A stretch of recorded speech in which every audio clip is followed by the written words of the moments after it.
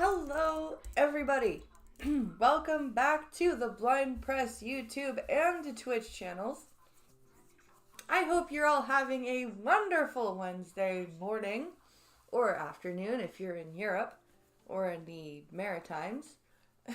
Anyway, yesterday there was a power outage. Literally, I was sitting here. I had my hand on the enter button for go live. And the power went pew! And I'm like, okay, apparently I'm not streaming.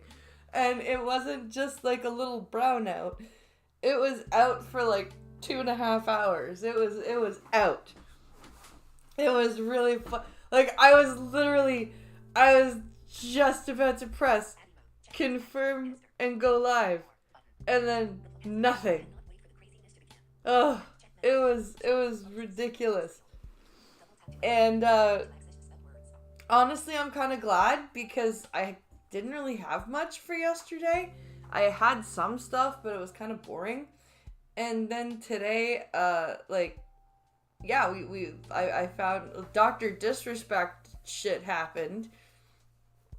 So I grabbed that. We'll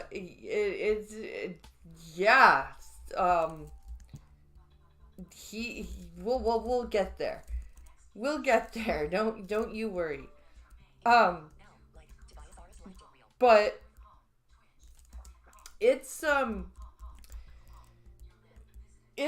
great. We've got a little bit of a can poly. We don't have much can poly because there's no question period right now. Probably because the Liberal Party is freaking out because they lost a seat, a riding that they have held for 35 years. I'm going to repeat that. They lost a riding that they've held for 35 years to the Conservatives. That is how done with Trudeau Canadians are. Okay? The Torontonians. Right? The ones that the Liberals pretty much do everything for. Are like, get out! Get the fuck out, you asshole! Go away, we don't want you here anymore. Okay, when the Torontonians start to say, okay, next thing is if BC stops voting NDP and goes Conservative, there's a problem. If we see Vancouver go fucking Conservative, that's gonna be crazy. Cause British Columbia is very, very, very socialist. As witnessed by the fact that they asked for decriminalized drugs a year ago. But then they're like, never mind! Please recriminalize them!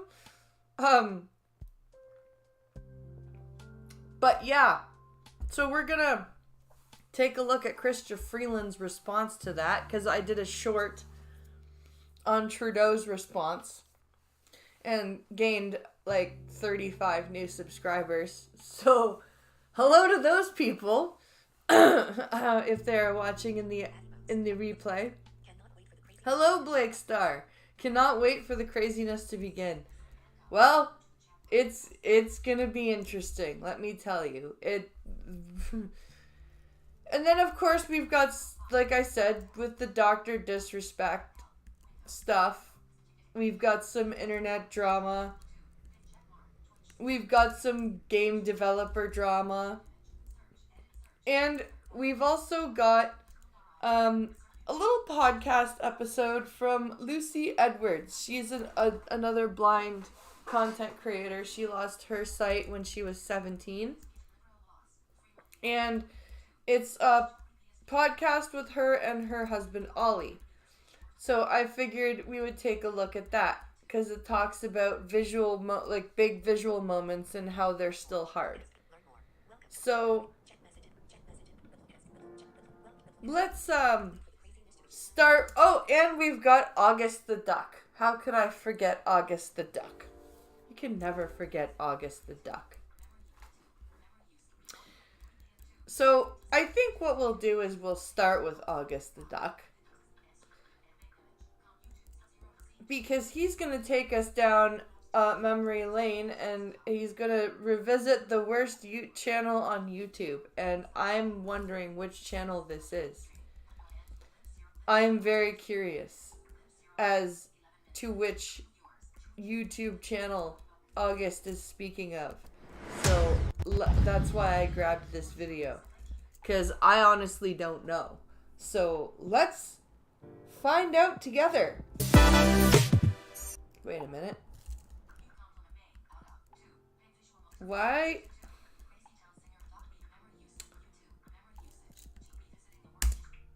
Thank you.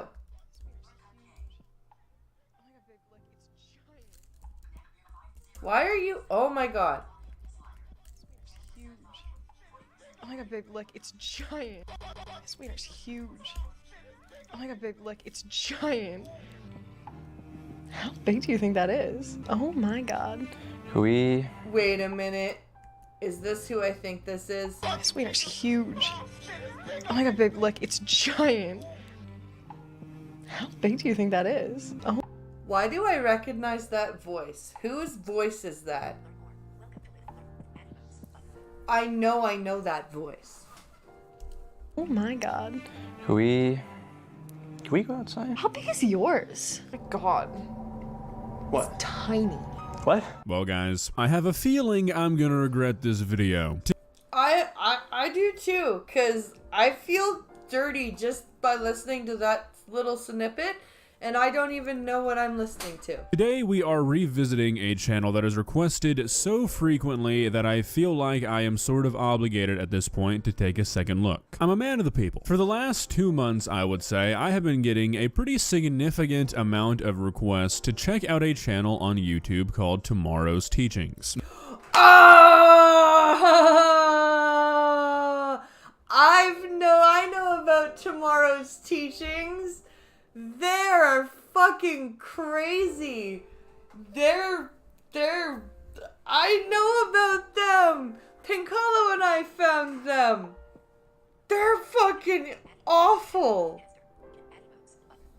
They're fucking awful. Like, they are, like, you know how Dramatized Me and shit is just like a little bit racist and a little bit rapey and shit? No, these guys are like, I think they like secretly have actual bodies in their closets. Now, those who've been sticking with me for a while now would know that sometime last year I did. I've talked about this channel before, and I'm not the biggest fan of it, but a lot happens in a year. You know, people forget, new people find the channel, and you know what? People change. So maybe, in the time that it's been since I have last looked at this channel, it's gotten better. If you did not watch that video, if you're not familiar with Tomorrow's Teachings, basically, it's a Darman-esque channel where they make sort of life lesson kind of videos. Except, they're like, they spend a lot of time, like a lot of time, on the villain of the show, of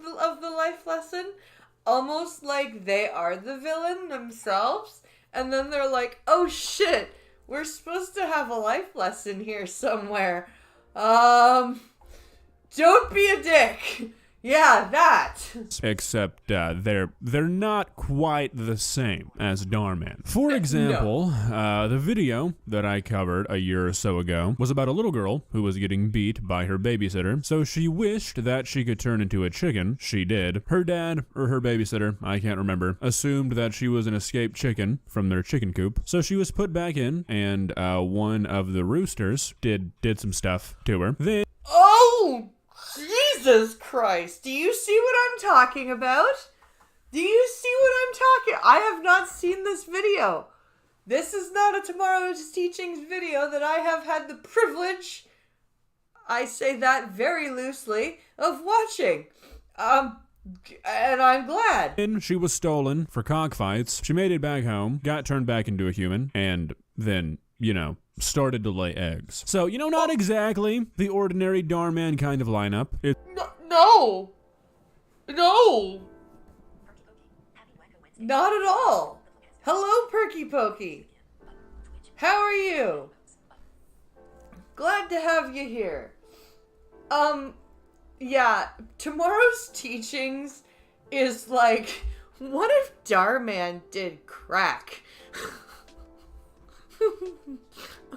And maybe sometimes acid. That's what fucking tomorrow's teachings is. It's a little unorthodox, but like I said, I wasn't a very big fan of that video. They've deleted it since then, but they had an actual child playing this role, like a 10 or 11-year-old girl playing a role where the entire joke of the video was her character being, you know, by an adult male chicken. I can't- Yeah, that's not okay. That's, like, I'm not surprised that they deleted it. Actually, I am surprised they deleted it. They seem to me like people that would stand behind their content. I'm actually quite surprised that they weren't like, so, cause that's the kind of vibe they give me. But, yeah, that's... Can't say the word or YouTube's gonna demonetize this video, but you know what I mean. So not exactly my kind of humor, but I get so many requests to check out this channel that we're gonna give it one more shot. Now I've decided that I'm gonna go in blind because I figured that I can probably pick anything uploaded by this channel. Go in blind. That's funny, because they've done a video about a blind person, I think. Just like all of these fucking channels. Fucking Darman, Dramatize Me, Generation Hope, Tomorrow's Teachings, all of them. And it's gonna have the desired effect. So we're gonna go with one I've gotten many requests for, and also their most viewed video of the last couple of months. White kid shamed for his small wiener. You what? What the fuck? What the fuck? White kid shamed for his small wiener? Why does it have to be a child? What the hell, Tomorrow's Teachings? Won't believe it. And you know what, Tomorrow's Teachings? I'm gonna go ahead and concede that you are probably right. I feel like I'm not gonna believe what happens during this video. Looking forward. OMG, that's so crazy. Oh, you have no idea, Perky Pokey. Tomorrow's Teachings is, yeah. To it. Let's begin. Please subscribe. Oh my god. Is that ISO speed?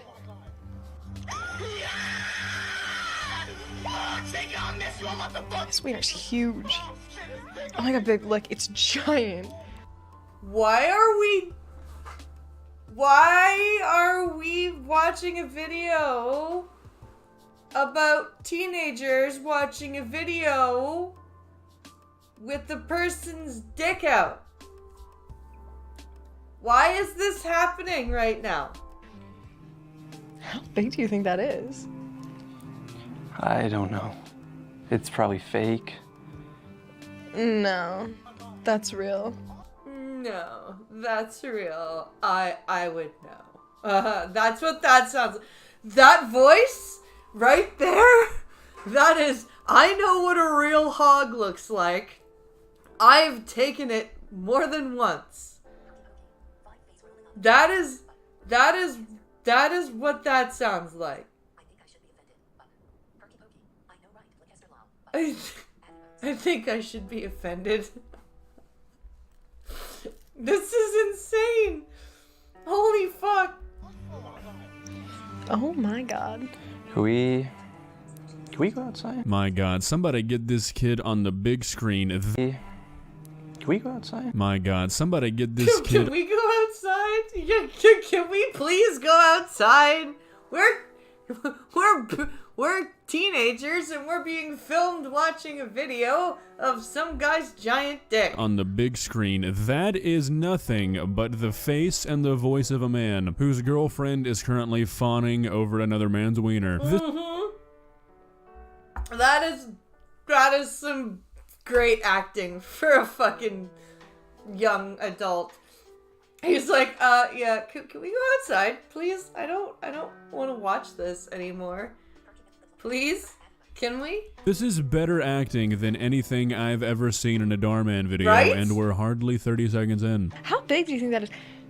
How big is yours? Oh, what the fuck? What do you mean how big? That means they've never actually had sex? Oh, that sucks. Oh, that sucks. Go grab a ruler. I want to measure.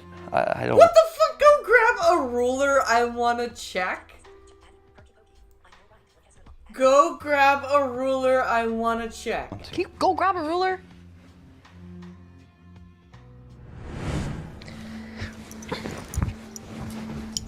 This is actually happening. Drop him. Oh,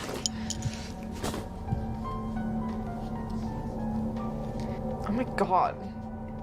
What? Tiny. What? Oh, come on. You caught the man off guard. Nobody would be showing their best in a situation like this. Right? Like, how are you supposed to properly measure it? There's no way it's fully at attention in a situation like this, and you never measure it when it's soft? What's wrong with you? They're always tiny when they're soft. Even a dude with 8 inches is tiny when it's soft. Like, and I'm just guessing, because I have no idea, but it has to grow. Like, what the fuck? Come on. If you're gonna do a test, at least have it be fair. I demand a recount. It's like 2 inches. What? It's like 2 inches. What? That's normal. Are all white guys' wieners this small, or is it just you? Ow! What the fuck? Dude! What the hell is the matter with this video? I am so confused right now. Why is this happening? Why is this happening right now? I don't understand. Whoa, hold on there for a moment. Are all white guys' wieners this small, or is it just you? Whoa, hold on there for a moment. I think we might be jumping the gun just a little bit by calling 2 inches small. I mean, I think for most people that might even be too much. I mean, that's what a dork like this would say, right, guys? Or do you agree with that sentiment? I don't know, let me know. B?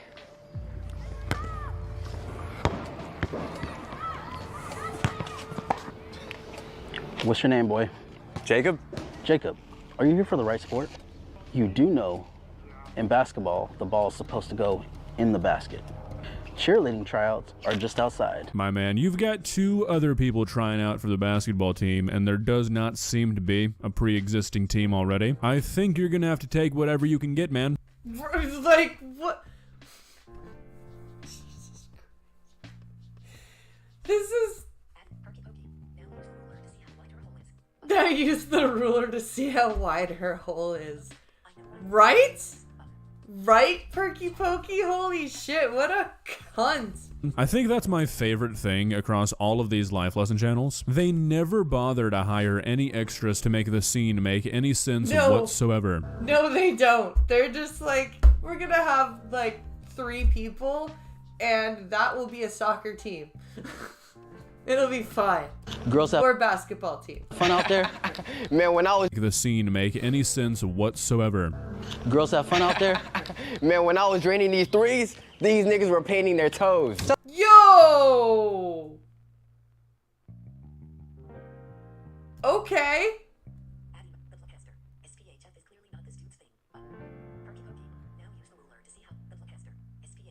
SPHF is clearly not this dude's thing. Shut up, Dominic. I know that ain't come out of your mouth. Shit, if you trying to throw down, we could throw down, Casper. Nah, that ain't fair. Come on, look at the kid. He's white. He got no hands whatsoever. No way he can fight. Shit, he can't even make a layup out there. You see the way he jumped? Boy was like, like, what was that? Is this supposed to be insult? I'm confused. This is more, I'm not sure if this is more or less insulting than what the girl did. Yeah, right, Duck Dog? Whoa!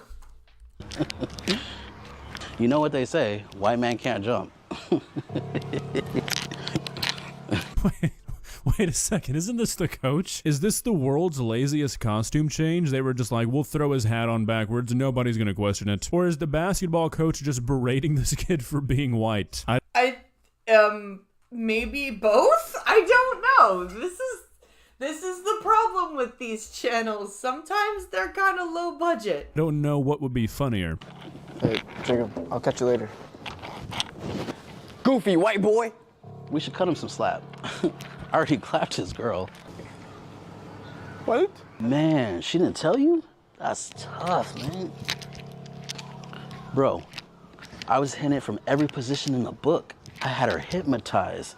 I had her squirming and everything. She was screaming my name, Miles, Miles, Miles. Okay, I think it is safe to say that my previous question is a little bit more important now. Is this supposed to be the coach or is this meant to be another student? I'm with August here. I'm kind of hoping this is another student right now, because otherwise, this is a coach going, dude, I totally fucking statutorily raped your girlfriend. Like, what the fuck is happening right now?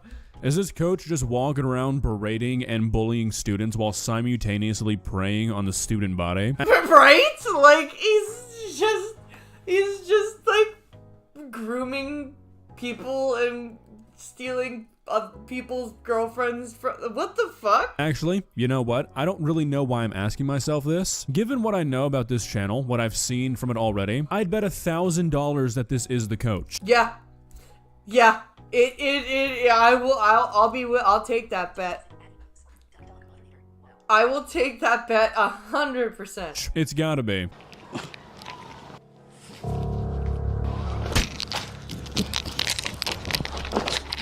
Do the shit again, boy. I dare you. Allie loved me. She took this D like a champ. She was sick and tired of your little shrimp. You know what they say. Once you go black, you never go back. Yo, he really got a small wiener? Of course he does. He's white. All white guys got small meats.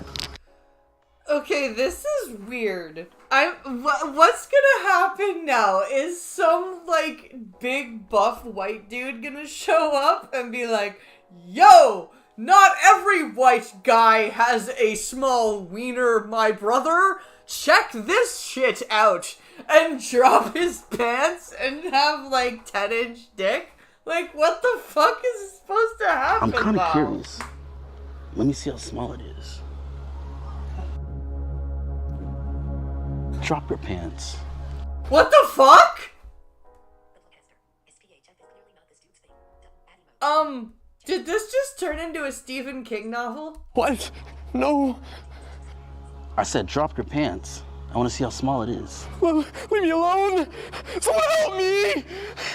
Help. Hey, dog, stop yapping and show us your meat, or I'm gonna crash out. Okay, I think we're gonna pause right there for a moment. Look, I can appreciate that this is a stupid fucking video, okay? I highly doubt the creator of this means any real harm by it. I think they're just trying to be edgy.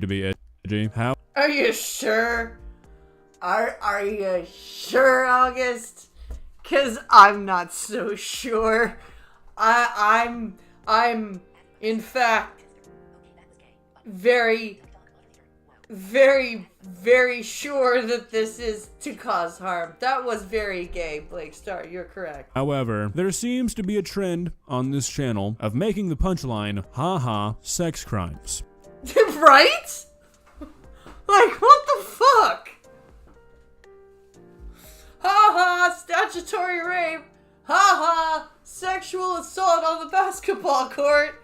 Ha ha, female girl chicken impregnated by a rooster. Now, I've got to imagine most of the people watching this channel are pretty young, might be too young to understand the implications of a video like this, but the person making all of these has got to be an adult. You can't organize all of this as a kid. For a grown adult to think that, like, sex crimes as a punchline is funny, I don't know, that's kind of weird to me. I recently rewatched the movie Get Hard, and I remember watching that movie when I was younger and thinking nothing about it, and upon rewatching it, I was like, oh, okay. They made an entire movie where the joke is that Will Ferrell is gonna be forcefully sodomized.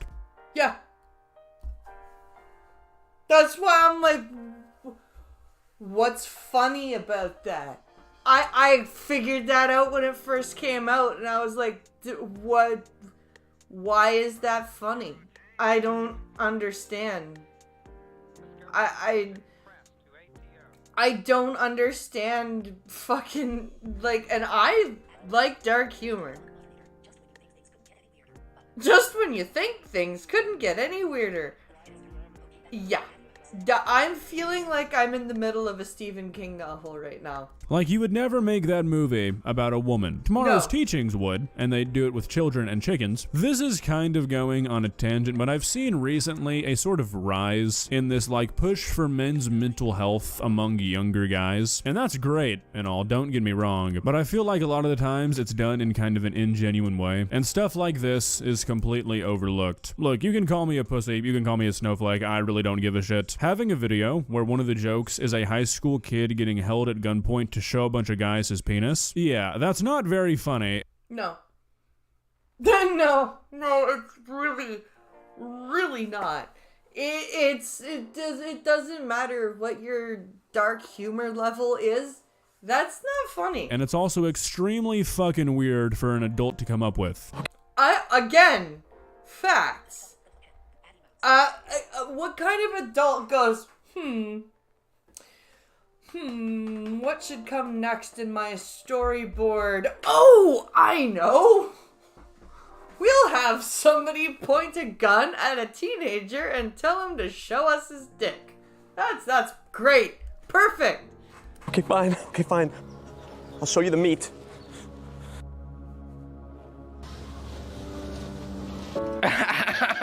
That's the smallest wiener I've ever seen, bro. Yo, it looks like a peanut. Oh my God.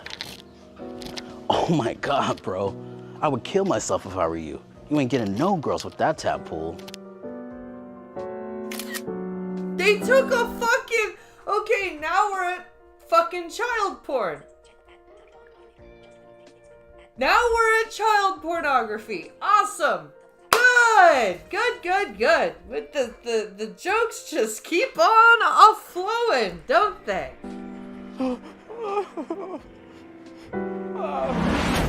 Upon Jacob's return home, he quickly discovered that Coach Miles had shared the photos of Jacob's small Vina throughout the school. Called it! August was right. It was the coach. Leaving Jacob devastated. Now everyone is aware of his small meat. Again, I really wish I could just kind of have a laid-back, relaxed video and not go on a rant. But unfortunately, I'm an adult with a developed brain. I know, real big fucking bummer. Like, what is... This is freaking insane. You're not wrong, Perky Pokey. this, guys? Come on. I mean, what's the joke here? A kid getting a picture of his dick sent around to school by a coach? Hilarious, I guess. Is that the intended reaction? There is a difference between good, dark humor and just joking about gross shit for a reaction. This is the latter. Meanwhile, Jacob receives another blow when his mom calls him with devastating news. His sister has been kidnapped by an unknown assailant. What the fuck? What kind of fucking tangent is that? Like, you're right. You have the creative power here. Okay? Why in a story about being white and having a small dick is now the sister being kidnapped a thing? What the fuck? This is like having an entire story where the theme is space an alien invasion, and then suddenly we're in the Wild West. It's like, okay. The news is heart-wrenching, and they fear the worst. That she may be dead. What? Where is this video going? Right? I'm with August. I'm like, what the fuck is happening right now? I mean, this video only has like 3 minutes left. Is this just dropped in for shock value, or are we completely changing the course here? Because I feel like we can't have a resolution of both of these problems in 3 minutes. No, we can't. We can't. What the fuck? What the fuck is supposed to happen? Is he supposed to rescue his sister and then his dick grows? What the The boy is asleep? Okay.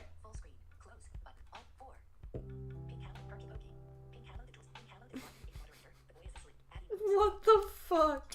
Dear Mom and Dad, I'm writing this because I can't bear the weight of my shame and sadness any longer. Are you fucking serious right now? I mean, come on, guys, really? Wait, maybe I'm just not getting the joke here. Let me just try and make sure I'm following this correctly. So the joke is that his life was ruined after he was sexually exploited by his basketball coach, and it's gotten so bad that he doesn't want to live anymore.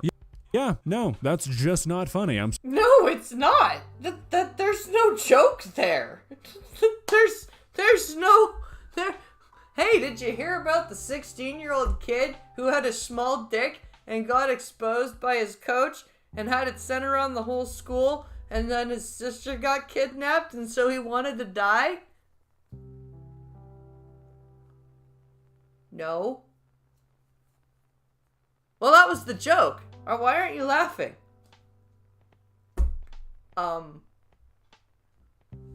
Like, that's what I feel like right now. Sorry. I'm not a person who thinks that certain things should be off limits when it comes to humor. I think there are ways you can joke about just about anything. Yep. Keywords, just about. But this is not how you do it. Jacob? Are you here to beat me up or something? Because you don't need to. I'm killing myself. Jacob, get down from there. Leave me alone. Get off me. What are you doing? What does it look like? You made my life hell. I'm ending it. No, you can't do that. Jacob, I'm sorry. I didn't know I affected you this much.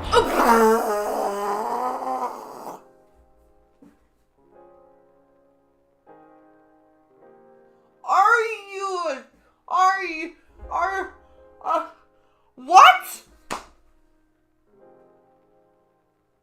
That is something you say to somebody when you say something to them that hurt their feelings. Okay? That is not something you say after you hold them at gunpoint, make them take their pants down, take a picture of their dick, send it to the whole school. That is not something you... I didn't know I affected you this much. Norm Macdonald could have made that joke work. Yes, okay. Norm Macdonald could have done that. You're right. You made fun of me for having a small wiener, and then you guys showed the whole school.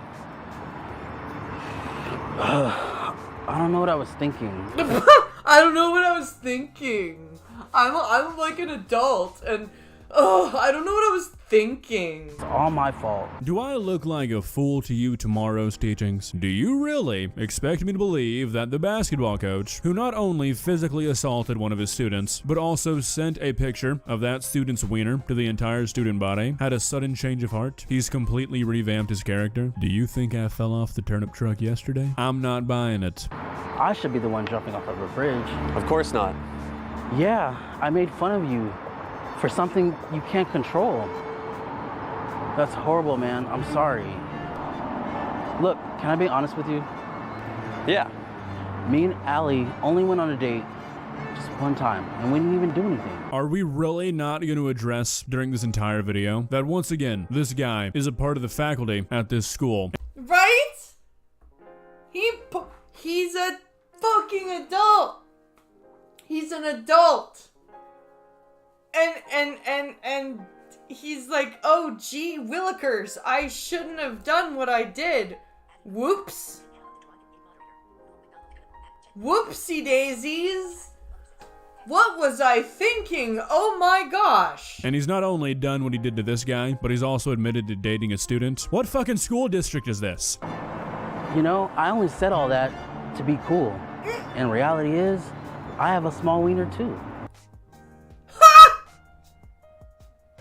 Oh, look, we can be friends. We both have small wieners.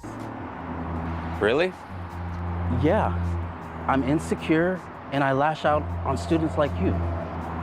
I lashed out on students like you because I have a small dick too. What the fuck? This is nuts. I'm insecure and I lash out on students like you. I didn't know the damage I could do. I'm sorry. It's okay. I forgive you. Really? Yeah, man.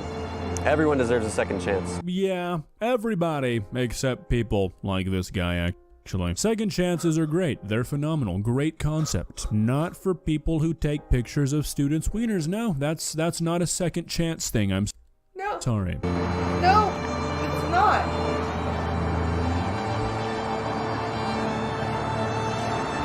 Hey everyone, this is Miles Morals, the basketball coach from Twin Peaks High School. Miles Morals?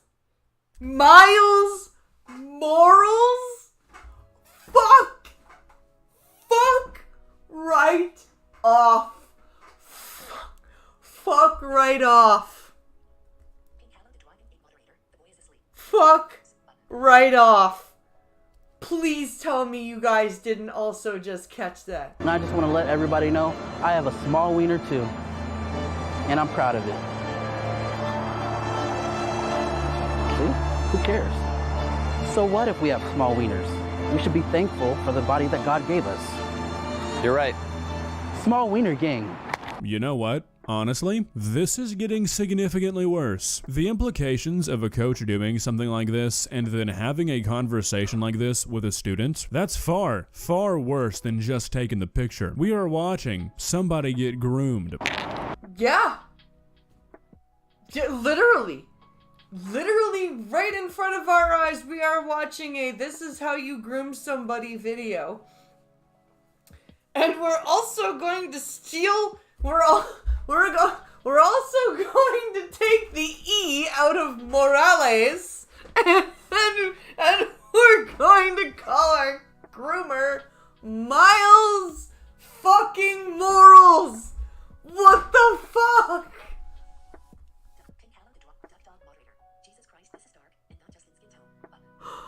What the fuck? So the new Spider-Man is grooming. The new Spider-Man is now grooming 16-year-old white boys. Miles? Jacob? What are you guys doing here? None of your business. Why don't you just get lost? Sorry, what did you say to me, Shrimp? You gonna do anything about this?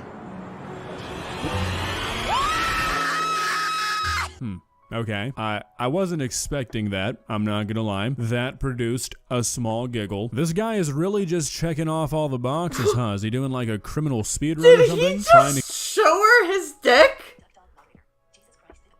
Did he just show her his... What? Oh god! My...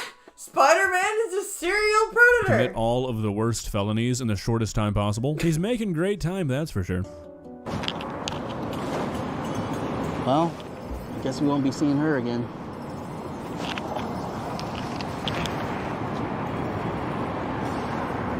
Thank you, Spider-Man! Thank you for showing me that people with small dicks can be... Oh my god.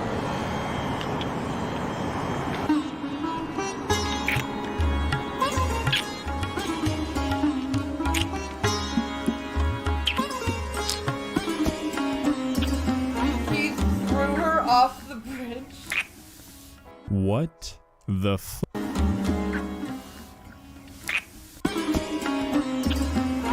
Wait, are they making out now? What the fuck did I just watch? So I was right about the grooming. Oh my god! Oh my god, oh my god, oh my god, oh my fucking god, how the fuck does this shit exist on YouTube right now? What the fuck? What the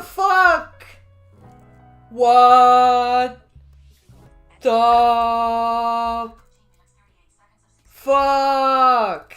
Okay, that's cool. Well, no, that's not cool, but you know what I mean. Okay, yeah, well, just as bad as I remember. Well, guys, what do you think? I will say one positive thing about this channel, even though it's not really a positive thing to say. Through being just so unbelievably insensitive, these videos generate more meaningful discussion than a Darman video ever would. I guess that's something worthwhile. I don't know. Does it necessarily outweigh the negatives? No, not even sort of, but it is something to think about. With that being said, though, I think this is the last time I will ever talk about this channel. Not exactly something I want to keep promoting. If you enjoyed this video, please leave a like and walk on over to that subscribe button and touch it. It's free. It won't cost you anything. But for now, that's all I have for you today.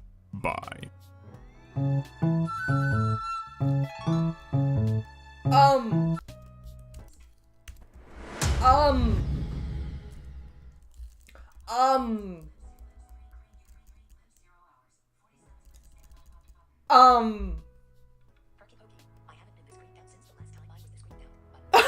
I haven't been this creeped out since the last time I was this creeped out. I don't know what the fuck to say about any of that. Holy shit! Holy shit! We just literally watched an instructional video on how to groom somebody.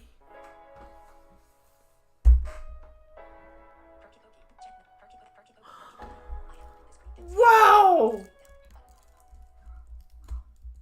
Just fucking wow.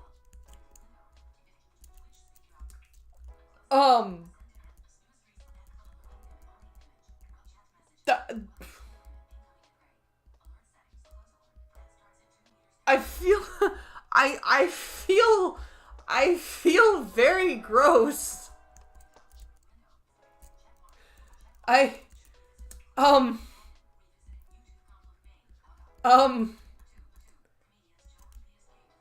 Yeah. I feel, really gross by watching that. Oh man, that was really bad. I'm with August. I'm never revisiting that again. That was awful. Holy shit. And I think we'll get the creepy shit out of the way. We'll go to the next creepy video that I have. Charlie has discovered a creepy game developer.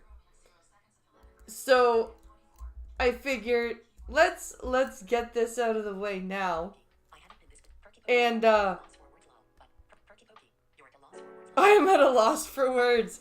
You're at a loss for words. Yeah, I am at a loss for words. I just fucking wow. Just wow. Okay. So video is called The Creepiest Game Developer Ever. Oh, for fuck's sakes. It's quiet again. Call me a Call of Duty minimap because I'm putting something on your radar right now. There is a Polish game developer who is going wumbo freaky mode. Apologies in advance for my terrible pronunciation of these names. I'm a tiny reptile brain idiot that can't quite get these accurate, but anyway. He can't handle the German. Anyway, The head of Spectrum Studios, his name is Jacek Pierkowski, apparently had mandatory sauna sessions where his narrative girls, as he called them, which is really cringy Discord level shit, like his little kittens, he required them to go to saunas with him naked in order to write their scripts. Oh, hell no! What the fuck?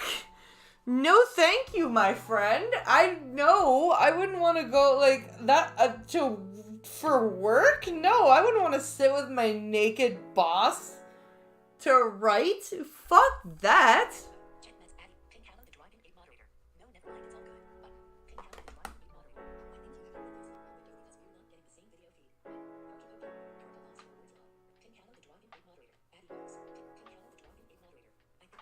Oh, we're good? Okay. Obviously a very weird thing to do. That's extremely creepy shit to require your employees to accompany you nude to a sauna. Yeah. That's less than professional, I'd argue, but I'm not the Better Business Bureau.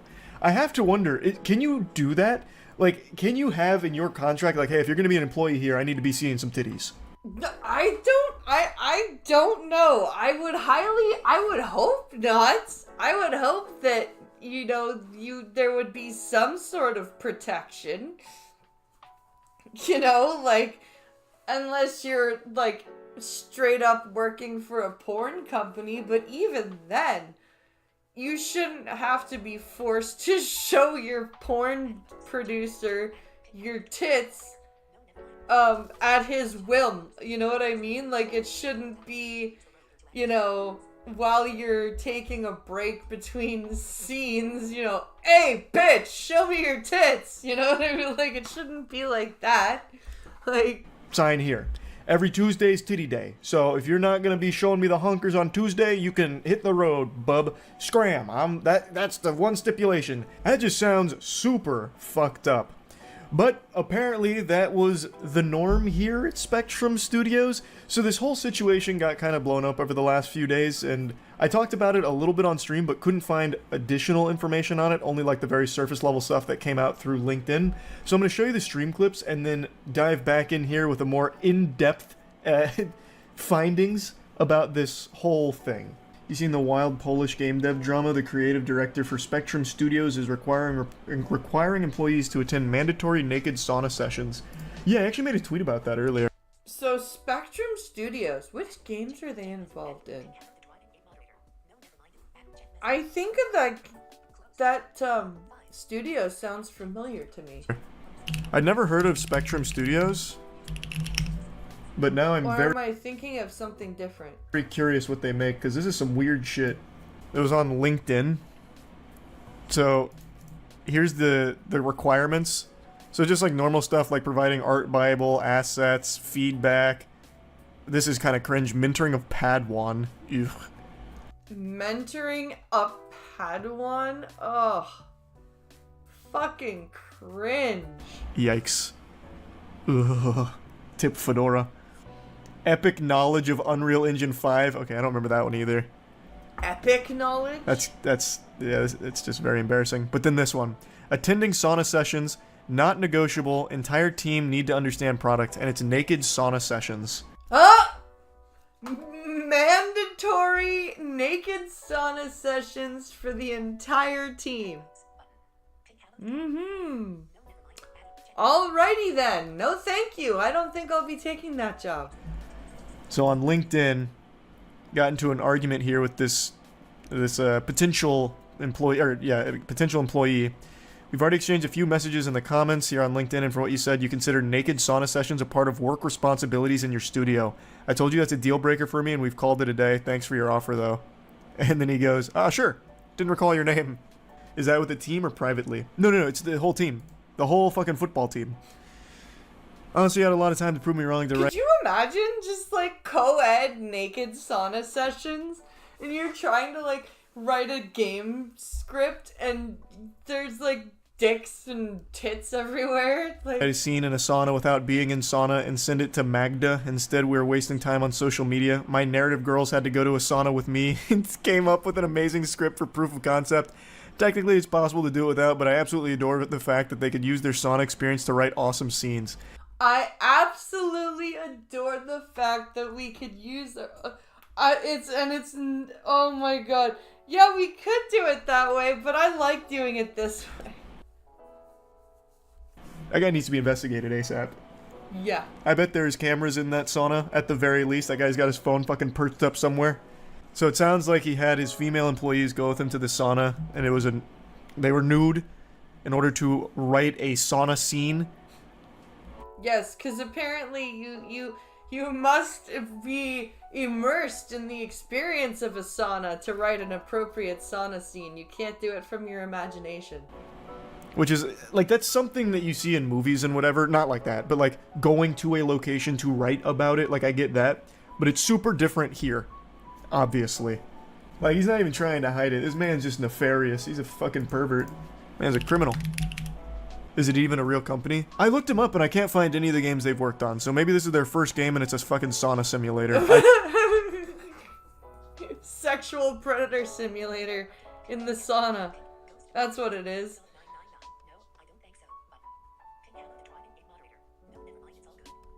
Hey there, Mr. Ghost Dog. Don't know. Now, believe it or not, the man, the myth, the jelking champion himself, Jacek, stepped forward and actually created a video explaining his side of the situation on LinkedIn. It's in Polish, so I don't exactly know what he's saying, so I'm going to be relying on articles that have broken it down for me. But I would like to say that this is some of the worst framing I've ever seen for a video. He occupies like 5% of the screen, like the camera is pointed almost straight up, and he's coming in at the very bottom like fucking skibbity toilet here. Oopsies! Oh god. He's like way down here. I don't know why he wouldn't just put himself in the center. Now, the best breakdown of all of this comes from a website called GamePressure.com. This is the best one I found. And according to them, Piorkowski, our protagonist gooner here, has claimed that although visits to the sauna were indeed obligatory, there was neither a requirement to be naked in the sauna nor to be in it with the boss. But as mentioned in the article, it seems that nudity is unavoidable considering it's a fucking sauna, and that's kind of the norm when going to saunas, I suppose. I mean, you could probably take one look at me and probably speculate and accurately guess that I am not a sauna enthusiast. I don't frequent the sauna. I live in Florida. Saunas are nice after you work out, because you're like, you go in and you just like sit down and you get finished sweating out all the shit that you were sweating out when you worked out, and then you go have your shower and you're like all refreshed and everything. It's great. It's great. Leisure Suit Larry, the real game. Going outside, I get that exact same fucking experience. So I'm just going to take their word that nudity is pretty common in saunas, and when I was going over this on stream, that's what stream was saying as well. So I would, well, like, nudity, for me, nudity is expected in, like, your own sauna, but I wore my workout clothes in the sauna at the gym that I used to go to in the bigger city. So even though he's not requiring a goatsy or like a nipple inspection or something to ensure all of the employees are naked in the sauna, it is still implied by going to the sauna. At least that's my understanding of it. Yeah. Now, the statement about it's also not required to be in it with your boss, I suppose he's also kind of right on, but you still accompany your narrative girls to the sauna? Like, that is clear? Like, that is actually stated? Yeah, like, you're accompanying them. Of course you're gonna be in the sauna. Like, what are you gonna do? Stand outside the sauna? Come on. Nobody believes that. I love a sauna and a roll in the snow. Ooh. I could make the shed into a sauna easy. That would be fun. So even if it's not put pinned to paper that it's a requirement to be in it with the boss, you have still been. There is nothing like getting your muscles all fired up and then sitting in a sauna and then having a shower. Like, you have still gone. So that's kind of a moot point if you ask me. The article continued to explain what the project even is that requires the sauna experience in order to be the fucking preeminent expert on it. So it's called Project Temple, a game about a young woman with a broken heart who starts trying to become a sauna master. That's what? Such a fucking weird concept for a game. Like, how do you even make something interesting out of that? What the fuck is a sauna master? What do? Are you able to create steam from your eyes? Like, what the fuck is a sauna master? What the fuck is a sauna master? Like, striving to be a sauna master? Like, this isn't fucking Pokemon. You're not gonna be, like, collecting gym badges like a Pokemon master. To me, that sounds like a fucking snooze fest. I'm just gonna be upfront with you here, sports fans. Like, I can't even imagine what the gameplay loop would be. Like, choosing the right rocks to put on the sauna stove. Yes, you must pick the correct rocks and the correct scented water and the correct wood to build your sauna. Choosing the correct aromatic oils to fill the atmosphere with. Like, hello, Spittle Buggies. What do you even do with that? I imagine it's going to be the only story, like maybe it's a visual novel, perhaps? I don't know. If I'm being totally honest here, if I had to spitball a guess, I really feel like this whole thing from the very start was designed as some kind of evil plot from Jacek to force women to go to a sauna with him. I have a feeling you might be right there, Charlie. Because there's no way you could make an interesting game out of that concept. This really does feel to me like, how do I get chicks to go to a sauna with me? That's really what I think. I feel like that's the whole purpose behind this project, in his eyes. Anyway, going forward, we require going to the sauna as part of getting to know the environment and research. We also hold company meetings during sauna trips. That sounds like a nightmare. That sounds fucking miserable. It does. Mandatory sauna trips with your boss and coworkers? Like, come on. A monthly sauna trip meeting. Yay! That just sounds amazing. Like, Jesus Christ. However, there's no obligation to be naked in the sauna or to be in it with the boss. If someone prefers to only attend women-only sessions or use the sauna individually and come to meetings just to chat, that's also fine. As the rules of proper sauna use say, in a dry sauna with a towel or naked, in a steam sauna only naked, there is 90% humidity there, you can't cheat physics. At the company meeting, the girls were doing peeling themselves. I don't care. I wanted them to understand what kind of emotions we create. Emotions? Dude, it's a sauna.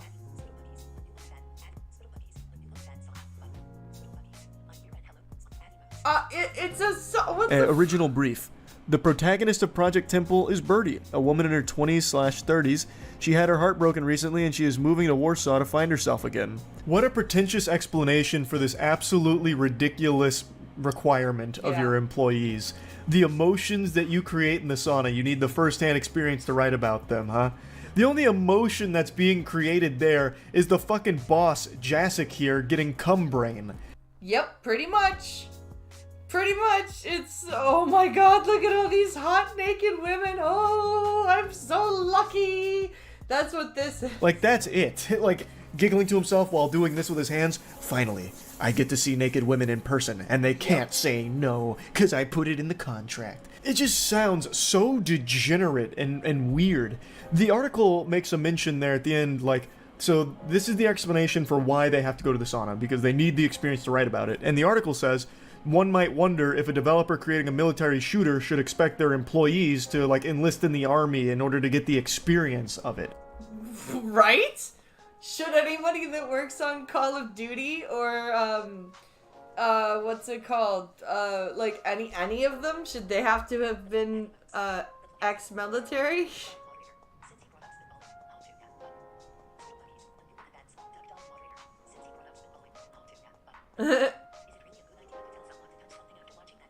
Is it really a good idea to tell somebody to touch something after watching that video? Is that like a fire master? Oh, maybe. And the answer is a resounding, of course not. Fucking no. Like, you don't need to be going to, like, frequent sauna sessions with your coworkers in order to write about a sauna. Everyone knows what you're going to experience in there. Hot, sweaty. And now you can write about everything outside of that and all the emotional bits. Like, you don't need to actually be there physically in person in the sauna with your creepy boss diddling his skin flute in the corner while you're writing Right? about the... Could you imagine? Like, oh god, what's his face doing over there? Oh shit, he's jacking it again. Sauna Master game. There's also an allegation that came out here I hadn't heard of till reading this article, where apparently there's another scandal here involving the head of Spectrum Studios, where he's been accused of deliberately looking for people in a, quote, difficult situation because it might be more likely to wave red flags. Oh shit. So like looking for people that are hard up for work or broke, stuff like that, because then they'll be less likely to push back. And another individual named Natalia Wilzinska, I'm sure I absolutely ate shit on that pronunciation, also claimed that Jacek was lurking in artist groups on Facebook asking for samples of work with naked figures, and even posted some of the screenshots onto Twitter. Another really weird component about this is that Magda name that he dropped in one of the screenshots is someone named Magdalena Kuzinti. I know I butchered that pronunciation again, I'm sorry. And apparently candidates were instructed to contact them regarding the recruitment task, but Magdalena doesn't work at the studio at all. I was gonna say, does she even exist?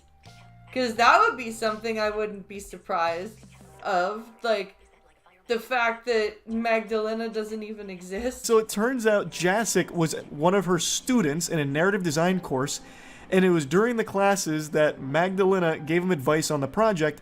And furthermore, I'll just read directly, Jacek directed interested individuals to her, even though she'd not yet replied to his request on the manor. Since So he asked her to work with him and she hadn't even gotten back to him yet. And then he just started sending people that were interested in working on it to her. She apparently doesn't use social media. And now she has come forward about all of this, saying like, what the fuck? She goes on to explain that Jacek was just using her last name without her permission, without her being like an employee of his or anything like that. She's another person who's been harmed in this matter. Jesus. This whole thing is so fucking weird. Jacek sounds like an extremely creepy individual, and I don't know how this kind of requirement to work there isn't like an illegal practice. I don't know either. I don't think hard up is the correct phrasing. No, I don't either. To say that your employees have to go to these sauna sessions. But yeah, I just had to talk about this a little bit. It's so fucking weird. That's really about it. So yeah. Like, it's gotta be illegal. I know it would be illegal here in Canada, and in the States. It's gotta be illegal in Poland. Poland's not like some weird developing nation. It's a developed country. I don't know, like, it's gotta be... There's gotta be some sort of legal thing that these people can take here.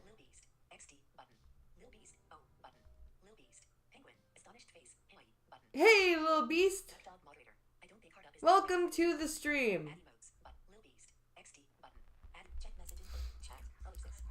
Alright, my friends, I'm gonna quickly check Twitch chat.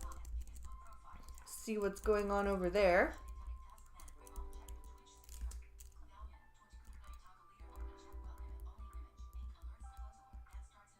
Ad starts in a minute. Perfect.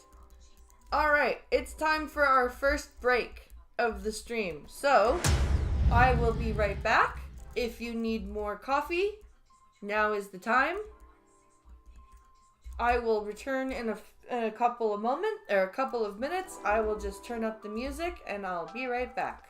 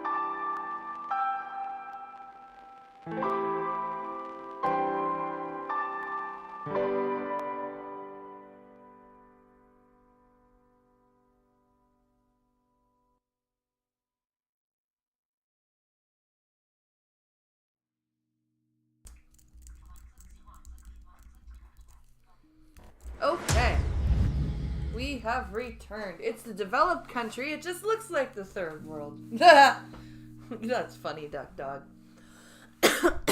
Okay. Where are we here? We're gonna pop back up to Twitch chat.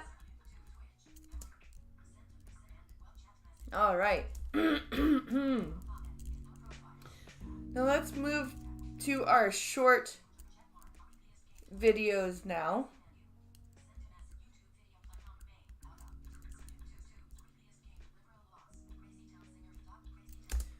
So Crazy Town. So do you guys remember the song what was it called? Butterflies by Crazy Town? Well, apparently the lead singer died. And I had no idea. And like apparently, so yeah, like we're gonna take a quick look at this little short video.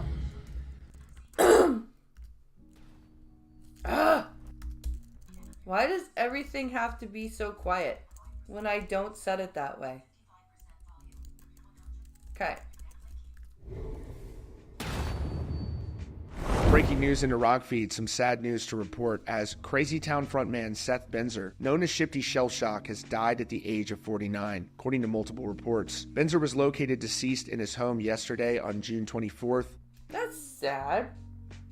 So 49, he was young. He was a young man. And officials have not yet released a cause of death. Crazy Town rose to fame in the early 2000s with their breakout single Butterfly, which rose to #1 on the Billboard Hot 100. And their debut album, The Gift of Game, sold over 1.5 million albums. They actually had a whole album? I had no idea. I also really enjoyed their follow-up record, Dark Horse, which had the song Drowning on it. Wait, they had 2 albums? The hell? I only knew of one song. I didn't even know they had 2 freaking albums. Jesus. This is a very sad loss for the rock community. TMZ reports that Seth Benzer, the co-founder of Crazy Town, has died. He passed away on Monday at a residence in Los Angeles, according to the Los Angeles County Medical Examiner, and an investigation is currently underway to determine the cause of death. In the 90s, Benzer would form a group called the Brimstone Sluggers, which would eventually become Crazy Town in Los Angeles. Crazy Town's debut album, The Gift of Game, was released in November of 1999, and the band quickly supported the Red Hot Chili Peppers on tour shortly after that. Oh, wow. They actually did have a pretty meteoric rise to stardom if they were going on tour with the Chili Peppers. That's crazy. I had no idea. Butterfly was the 3rd single from the album and rocketed the band to fame. It went all the way to #1 on the Billboard Hot 100. The tour with Red Hot Chili Peppers was perfect for Crazy Town, as the single Butterfly samples their song Pretty Little Ditty. Crazy Town also had massive success outside the United States with their single Butterfly, including going to #1 in Austria, Denmark, and Norway, with their debut album The Gift of Game selling over 1.5 million records. Their 2002 follow-up album Dark Horse did not have the same type of success that their debut did, though it did feature some of the band's fan favorites, including Drowning. Crazy Town would break up a short time after its release. The group would reform in 2007, and they released their 3rd album, The Brimstone Sluggers, in 2015. Oh shit, there's 3 albums. I had no idea about this shit. Like I said, I only knew about Butterfly, and that came out when I was like, Jesus, 10. Benzer was open about his struggle with addiction, appearing on multiple addiction-related reality shows like Celebrity Rehab and Sober House. In 2023, a video surfaced online showing Benzer and Bobby Reeves involved in a physical altercation after a show in Myrtle Beach, South Carolina. This is very sad. I think those that knew Seth or Shifty would say that he was a good man who certainly had his challenges, but I had the chance to meet him after a show in 2022. He's very kind to me. He would frequently comment on Rockfeed posts, and for me that was very cool because I've been listening to Crazy Town since they came out, since Butterfly, and I loved other songs on The Gift of Game as well, Revolving Door. There was a lot of really catchy songs on that as well. I would say probably Drowning, which was on Dark Horse, was my favorite song by them. If you haven't heard that, definitely check it out. This is interesting. I had no idea.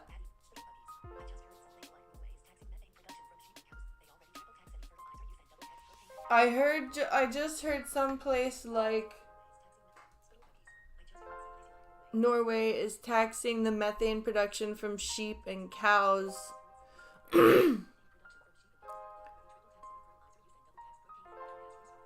They already triple taxed any fertilizer used and double taxed any propane. Yep. The farmers in Europe are really upset, spittlebuggies, because of all of that. It's happening in Germany too. It's just a heartbreaking loss for a musician who has gone too soon at just the age of 49. Rest in peace, Shifty Shellshock. That's sad. It's always sad when you lose a musician that, you know, before their time, or, you know, due to drugs or depression, like Chester Bennington or Chris Cornell. It's always really sad when those happen. I just thought I would share that little piece of news with you guys, because I thought we all kind of grew up with that, with Crazy Town and that song. So I thought maybe we should take a listen to it. And before I push play on this video, I'm gonna actually raise the volume. So this is our Chrystia Freeland reaction to the by-election loss. Now, as I said at the beginning of the stream, this seat, this riding that the Liberals lost, has been a Liberal riding for 35 years. So that's a big deal for them to lose to the Conservatives, and 44% voter turnout for a by-election. Like, by-elections, usually it's like nobody shows up, and it's usually just the dedicated constituents that show up, but usually you'll see like higher turnouts for elections, but for by-elections it's very small. This was 44% turnout, and the Conservatives took the seat. And so this is Chrystia Freeland's response. Result in St. Paul's is certainly disappointing.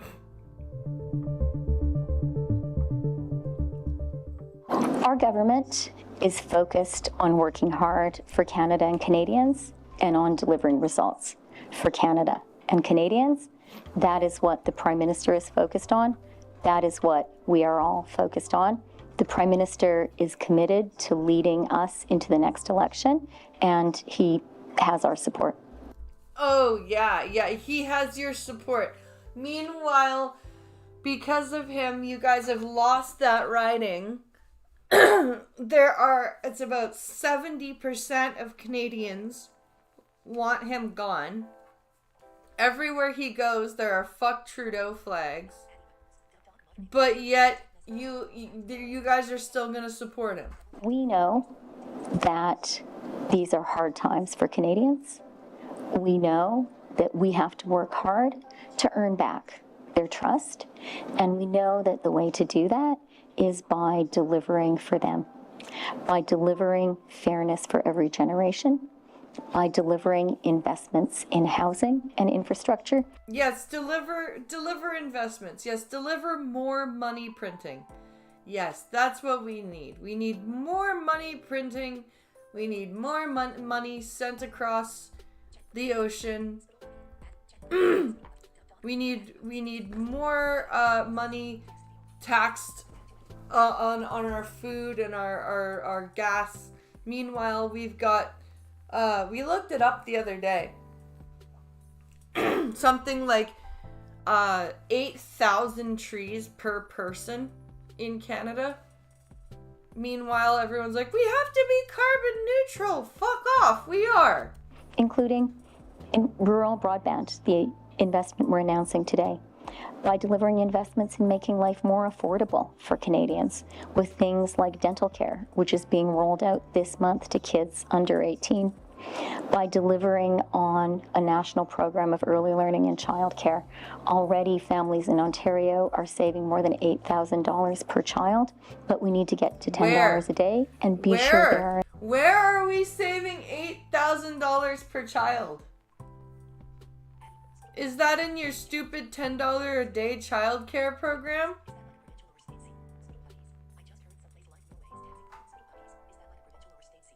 Is that like a provincial or state seat? Okay, so the way that this works is we have two like ridings. There are provincial ridings and then there are federal ridings. The Conservatives just took a federal riding. And so this federal riding was in Toronto, but Toronto is very traditionally a liberal city because the Liberals tend to funnel a lot of dollars to Toronto. So Torontonians vote Liberal quite often.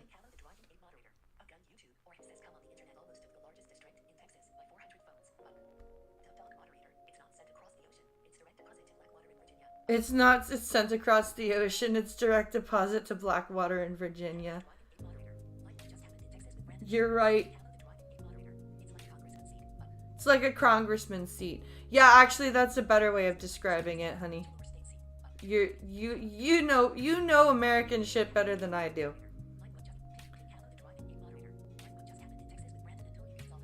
Like what just happened in Texas with Brandon and Tony Gonzalez. Yeah, that was impressive. A gun YouTuber who says come on the internet almost took the largest district in Texas. Yep. Yep, that's true. Enough spaces for all the families that want a space. We need to keep on delivering investments in our economy and in economic growth. Yeah, print that money, Christia. Print it. Panic. Panic like a little chihuahua. Your numbers are down. I need to stand up and stretch. Oh my god. Oh. Wow, my hip is getting worse. But I finally managed to get my doctor's a phone appointment with my doctor so I can be like, hey, send a requisition form for blood work so we can figure out why I'm so damn tired all the time, and a frickin' CT and MRI for my hip, please. Because this is nonsense. Ugh. Ugh, okay.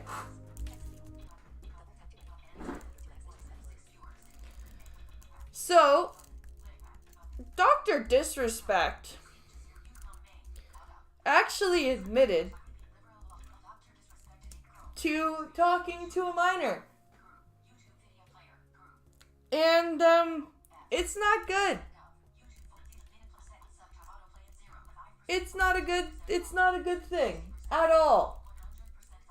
I'm kind of retracting what I was saying on Monday about this whole, if Twitch paid him out, then he didn't do anything wrong. Yeah, I'm kind of retracting that.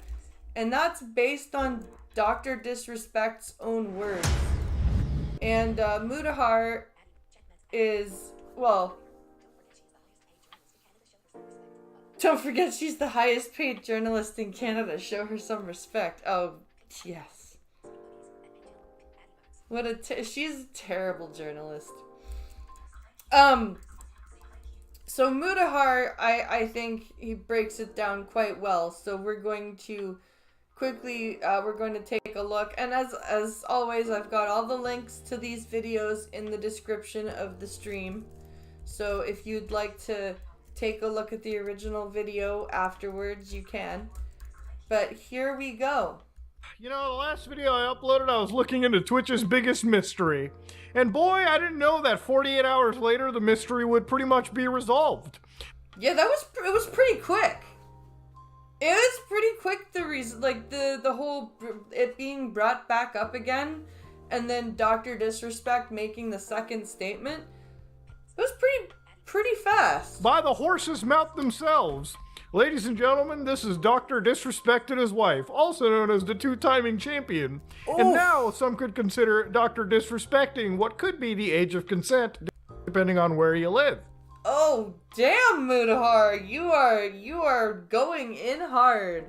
Now, ladies and gentlemen, to give you guys a full follow-up into what has happened, you know, last time we looked at this, we looked at, you know, Dr. Disrespect's ban 4 years ago off of Twitch, and realistically, every single party associated with this pretty much kept quiet. Until, of course, as you all know, a couple days ago, when one user came out, the former, I believe, Director of Strategic Partnerships at Twitch. That's a pretty high up, that's what that Cody Connors guy's position was. He was the director of who? When one user came out, the former, I believe, Director of Strategic Partnerships at Twitch, pretty much said that, yeah, the guy was messaging minors. Now, there wasn't actually any evidence, but, you know, the doctor didn't really do much to alleviate his symptoms, because he pretty much just said outright, look, no wrongdoing has been acknowledged. Yeah, the first statement that he put out was bad. It was just absolute horse shit. No wrongdoing has been acknowledged. Twitch wouldn't have paid me if I was guilty, blah, blah, blah. They paid me out in full, bro. Now, we all know legalese, right? Like, you've been around this channel long enough to know we know how to peek through the legal speak. Yeah. And that, ladies and gentlemen, is the most legal speak I've ever heard. Now, when it comes to NDAs, I know I've signed a whole bunch of them throughout my time on YouTube and in the professional real world. And let me tell you something right now. There is no NDA in the world that says if you've been accused of talking to minors on the internet, you can't just sit on the internet and not defend yourself. You are allowed to 100% defend yourself. Yeah, there's... If somebody says that you are engaging with underage people on the internet and you're not, you absolutely have the right to be like, fuck off. There is technically wrong and against the law argument going on. Damn, it's still weird. Yep. Now, as NDAs naturally expire, a lot of this information seems to be coming out. Now, did Dr. Disrespect speak to a minor? Yeah, according to him, he did.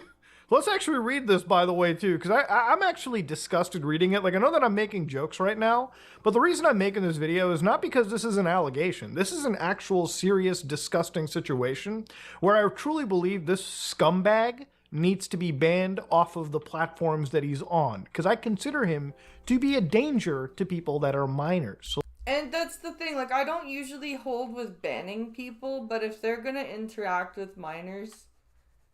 Like, that's the thing, like, people keep yelling at me, especially on TikTok, because it's like, there are children over here on this app, and it's like, well, that's not my problem, they shouldn't be on this app, their parents should be policing what they're watching. But, I am not going to go out of my way to interact with a child. So let's read this. Hello, I'd like to make a quick statement. Let's cut the BS. As you all know, there's no filter with me. I've always been upfront and real with you guys. You know, the guy that plays a character and speaks in legalese. Okay. I'm always willing to accept responsibility, which is why I'm here now. All right, let's go. Cool. Okay. Let's do it. So first and foremost, I want to apologize to everyone in my community, as well as those close to me, my team, and everyone at Midnight Society Game Studio. Now, for those of you who don't know, the reason why this situation has taken a very, very dark turn is that the company he owned, Midnight Society, where they were making this like NFT vertical looter shooter game, I believe it's Dead Drop, they ended up actually like basically cutting ties with him. And oh shit. In that short time, they were like, nope, we're done. We wash our hands of you. They straight up said, We assumed his innocence and began speaking with parties involved, and in order to maintain our principles and standards as a studio and individuals, we needed to act. For this reason, we're terminating our relationship with Guy Beam immediately. While these facts are difficult to hear and are even more difficult to accept, it is our duty to act with dignity on behalf of all individuals involved. Especially the 55 developers. Let's be fucking real. The studio's dead in the water. Without the face of the company, their game is not going to succeed. No. Without Dr. Disrespect, the game is going to flop because he was going to sell it. Like, he was going to be the reason people bought the game. Now, obviously, this is pretty scary. Now, a lot of people have asked for proof about these situations, and I agree. There should be proof before we call somebody, the P word by any stretch of the imagination, obviously. But it's kind of scary when professional relationships get cut this quickly, especially when the studio you co-founded and you are basically one of the co-owners of, when they boot you out, it's not a good look, okay? No. If I had these kind of allegations and the companies that I was a part of decided to oust me and remove me, that would be a pretty bad look on my part. Yeah, it's when a company that you are co-owning tells you to go, that's not, that means that somebody close to you believes that you're guilty and they don't want to associate with you. That is a big problem, and that does not help your case. Let's go back to Dr. Disrespect's statement here. A lot of people have been left in the dark about what happened yesterday with Midnight Society, and we made the painful decision collectively to have me step down. So here he says the team is great and everything. Bro, that was not the same statement. Those guys straight up said they believed you were innocent, and now after they looked at the facts again, they are disgusted by these facts. So, yeah, this is obviously such a weird PR statement to write. Again, when a guy says that they're real and you read shit like this, they're not fucking real, okay? They're not absolutely in reality land. You can literally look at the other post and see that there's a clear discrepancy. Yeah. So everyone has been wanting to know why I was banned from Twitch. That's true, I wanted to know too. For the reasons outside my control, I was not allowed to say anything for the last several years. I see, and that I don't really believe that he wasn't allowed to say anything about talking to a minor. Now that 2 former employees have publicly disclosed the accusations, I cannot tell you my side of the story regarding the ban. This is where the juicy shit is. Were there Twitch whisper messages with an individual back in 2017? Yeah. With an individual? I just saw a Murcielago in a town of less than 1,500 people. Ooh. Nice. Nice. That's a car, right? Murcielago? Or I can't remember if that's a car or a bike. I think it's a car. But yeah, he's were there Twitch whispers with an individual? No, just say with a minor, dude. Whoa, hold on. You're like Muda with an individual? Ladies and gentlemen, I just want to take you to it. This tweet's been edited. A lot. Okay? In fact, the first version of this post said individual minor. Oh, not shit. An individual. So, boys, let's whip out the diff checker, okay? Now, for anybody that doesn't know what a diff check is, in computer science mumbo-jumbo, we can check what changed in a file. Oh, shit! Mudahar with the computer knowledge coming in hot. So, looking at the first post and the second post, there's been one change. The word minor got removed. Ooh. Okay, so he wants you to think it was Twitch whispers with an individual, not with an individual minor. Now, this is where I believe Dr. Disrespect might be completely fucking stupid, because you could have just deleted this post and re-put it up there. Yep. This just makes you look really, really, really disgusting. Yeah, it does. If you had, you could have just deleted and rewritten. No. You had to be like, no, take that out and put that in and take that out. We'll leave that too. Why would you remove the word minor? Why? Why would you obfuscate the age or the threshold of someone's age? Lamborghini? Now we know it's clearly a minor. The answer is yeah. So the guy was talking to minors. Okay. Were there real intent? Dr. Disrespect admitted that he did do it. Yep. intentions behind these messages? The answer is absolutely not. So what, was Blood just yapping? Was that what we were supposed to see? These were casual, mutual conversations that sometimes lean too much in the direction of being inappropriate. What, dude? Sometimes lead too much in the direction of being inappropriate. Sometimes, that means more than once. That means more than once. With a minor, you were inappropriate in messages. What the fuck do you mean leaned in the direction of being inappropriate? Like, what does that even mean? Right? Okay, you know, I've spoken to, like, minors who interact with me on my platform, okay? You know, people in the community, they reach out to me. It's like, hey, Muda, I'm, like, in high school. I'm graduating. I want to be in cybersecurity. I want to learn about computers. What certification should I get? Muda, can you help me with... Were you trying not to be racist and say guru?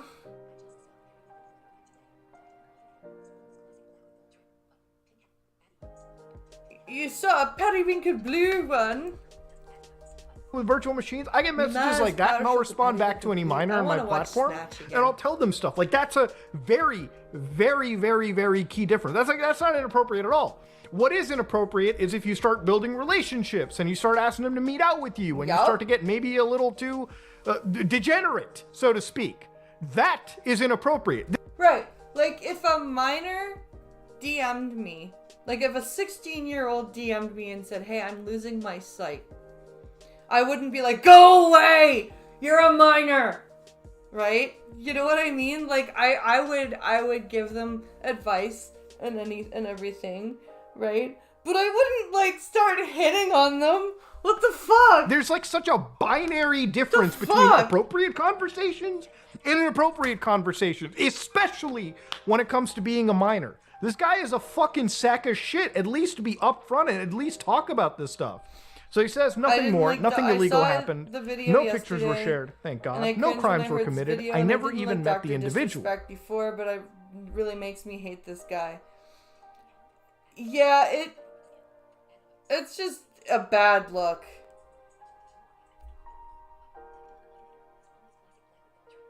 This one was classic black with gold trim. Ooh. Again, what were these conversations that lean too much in the direction of being inappropriate? Right? Like, what the fuck? I went through a lengthy arbitration regarding a civil dispute with Twitch, and that case was resolved by a settlement. Let me be clear. It was not a criminal case against me, and no criminal charges have ever been brought against me. Okay? But, like, you just admitted to talking to a minor, in some cases, inappropriately. And what's even wilder, too, is that at no point does he even actually say in this entire mention that I didn't even know this person was a minor at the time. Yeah. He didn't even go that route. He didn't say, like, I didn't know they were underage or anything like that. He was just like, yeah, I talked to them. Like, it's insane. There's not even a denial in that front either. Like, he didn't even say, you know, I didn't know this person was under 18 at the time I was even messaging them. And you think that, you know, covering a statement like this, that would be imperative if it were actually true. So that's another red flag here. Like, what in the... what? But when a minor comes on in the comments section and says there are children here, you tell them to fuck off. Yes, I do. Yes, I do. Now, from a moral standpoint, I'll absolutely take responsibility. I should have never entertained these conversations to begin with. That's on me. Yeah, you're the adult in the situation. Shit, you know, if any minor comes and interacts with me in a dirty manner like this, it's an immediate block. Like, yeah, exactly. You just block them. If a minor is trying to start shit with you, you just block them. You don't fucking engage with them because they're a minor. Like, if they're trying to troll you, or if they're trying to hit on you, or if there's just fucking block them. Like, there's not even a thought to think. You know, the easiest part about making content on the internet is just not getting involved with minors. For some reason, these creators just can't understand that. So that's on me as an adult, a husband, and a father. Bro, I hate this shit so much. How are you gonna write a husband and a father? Like, the dude cheats on his wife, and now he's getting caught texting inappropriately with minors by their own admission. How can you pretend to be the loving dad and the husband? The dude's a scumbag. Yeah. It should have never happened. I get it. I'm not perfect, and I'll own my shit. This was stupid. You know, there's a lot of dumb shit that I... If you're gonna own your shit, why did you take out the word minor? Seriously. Why not just mute and block? Exactly, Teddy. And I'll own my shit. This was stupid. You know, there's a lot of dumb shit that I know people do, because obviously human beings are not perfect. We all make dumb mistakes. Inappropriately talking to a minor over the internet. It's not a dumb mistake. When you say sometimes lean too much, meaning it happened more than once on plenty of occasions, apparently, that's not, that should never have happened. There are some things that I firmly believe should not happen. There are some things that are like, oh shit, I didn't mean to do that. That was really dumb. Talking to a minor inappropriately is not an oopsie daisy thing. That's a choice. And doing it like multiple times, that's another choice. Some lines you don't cross, and when you cross those lines, you're a disgusting person, and this is just one of those lines. With all this said, don't get it mistaken. I've seen all the remarks and labels being thrown around so loosely. Social media is a destruction zone. So loosely, I'm no predator or pedo. Are you kidding me? Anyone that truly knows me knows where I stand on those things and those type of people. That's a different kind of disgust that I hate even talking about. Except you, like, I wouldn't call him a pedophile, but I might, like, go with, like, groomer. Don't even label me as the worst of the worst. Bro, what you just described yourself as, it's already disgusting, okay? Now, I'm not going to go as far and say, you know, this guy's like the Epstein of, like, no. You know, Twitch gaming or something like that. But talking inappropriately to a minor? Bro, there's no coming back from that. No. Like, the guy is, in my opinion, he's a danger. How can you, as a father, make that statement and then still try to, like, fucking puff your chest out and talk like this? Yeah, that like, as a father, how can you even talk inappropriately to a minor? That's just, like, as a parent. Like, you're a disgusting freak, okay? You're a danger to children, in my opinion, and you should be far away from them. You should be far away from interacting with any child. You should be far away from being a YouTube or Twitch streamer. That, right, in my opinion, if I was running this platform, that is the one line you just don't cross, okay? But trust me when I say this, to all my haters that live and breathe social media with zero real-life experience, I don't give a shit about you. Well, I have real-life experience, you know, with the world. Am I a hater? No, I'm just really, really disappointed. I don't really have the energy to hate people. I'm just disgusted at the freak that this guy is. Yeah. I'm with Muda. I can't be bothered to, like, actively hate Dr. Disrespect, but this is gross. This is really, really gross. And I really do not understand. Another thing that he did is saves his videos on Twitch, and that's even worse. Well, I save my videos on Twitch, but I don't post degenerate shit like that. Finally, if you're comfortable with this entire statement and think I'm a piece of shit, that's fine, but I'm not going anywhere. Guy was literally talking about going on vacation, and sure, he might still be, but that's pretty much what it comes down to. So, yeah, not a good look. Not a good situation. Now, I feel like in the last few days, the amount of people that have been defending this guy, you know, because they thought maybe the woke mob was after him for whatever reason. Bro, this is his own words. His own company ousted him. There was no mob. Like, the guy literally admitted, and I'm glad that he admitted it. I'm glad that he outright just said that he was speaking inappropriately in some cases, in certain cases, to a minor individual. So, you know, at the end of the day, this is just a gross thing to be doing. Yes. And there is no defense for this kind of behavior. And I firmly believe, like, as, you know, even on YouTube, like, this guy shouldn't even be streaming anywhere. Like, what is proven is if you are interacting in a negative fashion with anybody that is a minor, you are not to be trusted on any social media platform whatsoever. Now, last time we talked about this, a day or two ago, I mentioned that this whole situation was weird because, you know, this got settled in court. Twitch paid out the remainder of the contract, which makes me kind of wonder if this had happened and Twitch had full understanding of this, why not just outright get involved with the law enforcement agencies? And exactly. Sure, there's a minor involved, and maybe they didn't want to have the cops and they didn't want to have this whole, like, trial and traumatize the child. That absolutely makes sense the more I think about it. But to understand, I really feel like in the last 4 years... At least, like, make a report. Something to his group saved videos and clipped all the creepy parts that he said. Ooh. Okay, that is gross. Years. If this was common knowledge and understanding, protecting a victim is one thing, but realistically what Twitch did and what they enabled and this whole case did was actually protect, in my opinion, a bad person. This guy got to be on YouTube and make millions of dollars and build an even bigger fan base and interact with God knows what else, right? Like maybe he was talking to another person that might have been a minor. We don't know. He admitted to this instance, and statistically, it's not always just the one incident, right? No, it's not. Mudahar's right. It's not, statistically, when somebody admits to one, there's usually more than one. At least that's my personal perception. I have no, I have no proof to say that this happened more than this one instance. But again, I don't trust this guy. And I think for a lot of these court cases to be settled, I think ultimately they protected this guy for 4 years. This guy basically got to operate for 4 years until finally these NDAs started drying up and this whole situation just started getting leaked out. Now, I think that there's way more down the pipeline. I think by Saturday, by Sunday, this whole situation will become one of the biggest things in media, gaming history.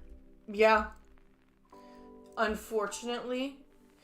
And it's all for the wrong reasons. And it's really shitty because on top, with the gaming shit, we've got the sweet baby diversity and inclusion bullshit.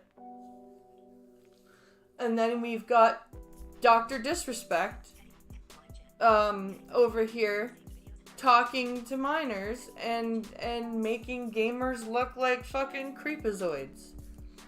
But, ultimately I have a lot of questions for Twitch. I have a lot of questions for Amazon. If this situation played out the same way, if these inappropriate messages happened and a minor was exposed, how much guilt falls onto Twitch? And ultimately, there's got to be guilt that's shared between the platform holder keeping this silent, I wonder why Twitch and Discord, while they banned him at the time years ago, why this wasn't maybe relayed to other social media services, When EDP got banned, it wasn't just a ban off of YouTube, it was a ban on TikTok, it was a ban off everything for having these kind of allegations towards him. When Alex Jones got banned pretty much systemically on every single app within a day. Yeah. It was because these guys talked to each other. Yeah, that's true. So why did Dr. Disrespect get protected? That's a very good question. Why did he get protected? So I'm wondering why Amazon and Twitch, I get it, NDAs, gag orders, but if you truly felt that there was this, really scary situation with this guy messaging what appeared to be a minor, an individual minor, in a seemingly inappropriate manner at times, you should have relayed this to other sites. This is just disgusting behavior.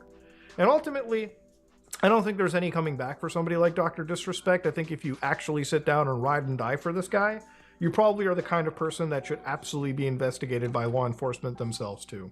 Truly disgusting behavior. It's not something I would ever wanted to see. No. But ultimately, it is what it is. The guy is gross, the guy is disgusting, and honestly, should never be respected. But no. But that being said, ladies and gentlemen, this is me, Mudahar, and I'm out. Oh boy. Oops. So that was the update, and it sucks because gamers do not need shit like this happening right now. We don't need we don't need just people like this coming in and causing more strife for us. We've already got people calling gamers toxic and all this, and we don't need actually toxic people hanging out in the space. We just don't need that. It's not something that gaming has ever been aspired for. Usually gamers are pretty much they just want to play games. They don't want to deal with this shit. And Dr. Disrespect is kind of ruining the sphere that he's in. Okay. So this is Lucy Edwards. She is another blind content creator. She's out of the UK. She lost her sight when she was 17 years old. And her husband, Ollie, is sighted. And this is their podcast. It's called But I'd Never Marry a Blind Woman. And this topic today, this episode, is about big visual moments. And how it's still painful to experience big visual moments. Understand what's going on. Yeah, maybe if you're a bit lethargic next time. Yeah. In a few I'll months. be like, please jab me again. It's good because we got talked about on our own channels in years, but I don't think necessarily at all in a really deep way. Like Rant on Not Coping with Blindness when you first started was kind of similar. Yeah, I agree, but I think I can be more articulate. Sorry if you can hear a plane as well. It is like 50 million degrees up here in our podcast studio today because we're on the 3rd floor of our house where we film all of these. And yes, love you guys, yeah. but like love you guys, but we need the wind. Becoming real. Your pit sweat is real. I'm fine because I have wild deodorant. Hey, not but so fun. do I. Not And British people apparently don't use air conditioning. This is something I did not realize, but apparently, like, air conditioning units are not a normal thing, and central air is, like, not a thing. Not as fun. So do I. Are you sweating? No, not yet. You're not a sweaty boy. My back's getting a bit warm. Oh. But apart from that, we're all good. Anyway, so let's roll the titles because I want to talk to you about deep things. Not that you know what they are yet, but stay tuned. This is But I'd Never Marry a Blind Woman. A show where we answer all the questions you are too afraid to ask about dating, marriage, and finding love with a disability. See, I like these two. Ollie and Lucy are really cool together. And I kind of wish that me and Pinkalo could do stuff like this, but we're not.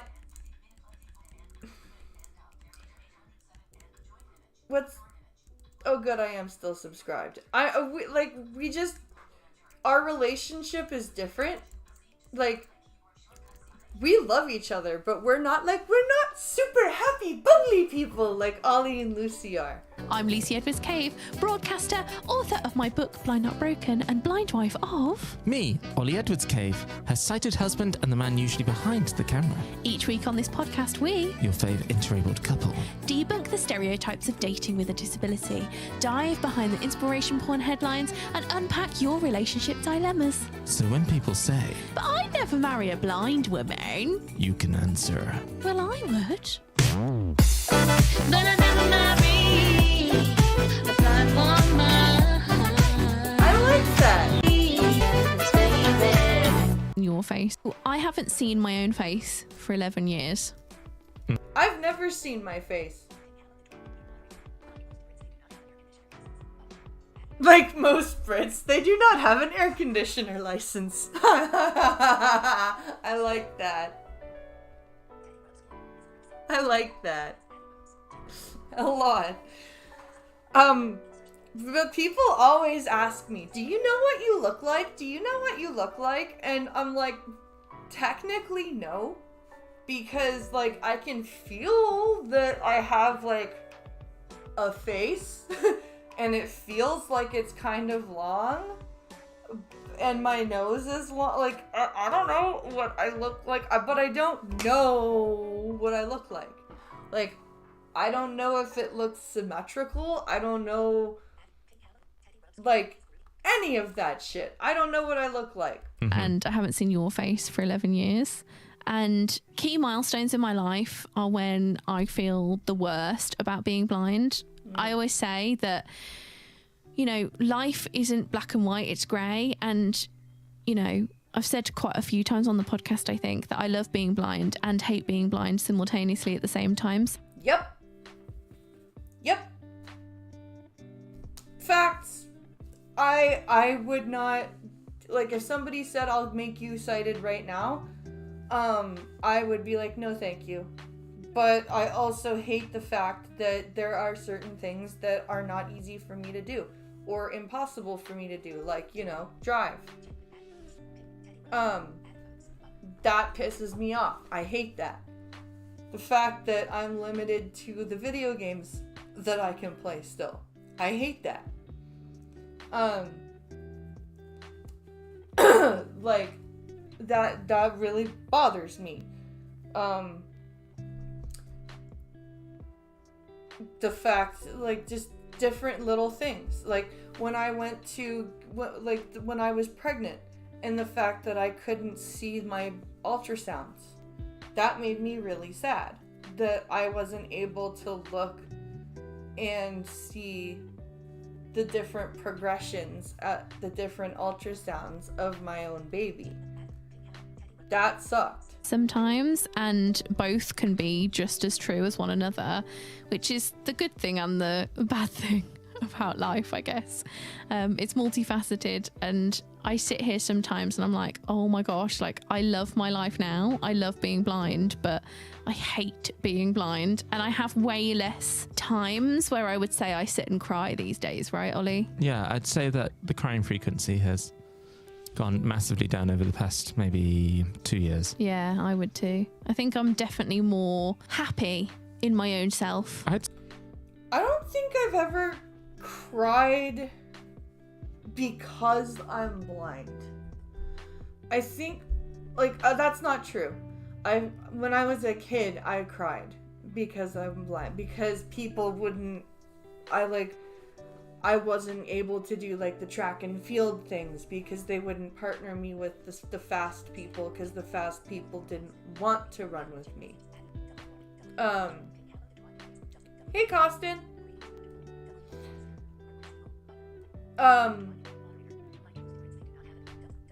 We have, like, or just crying because people would take advantage of me being blind.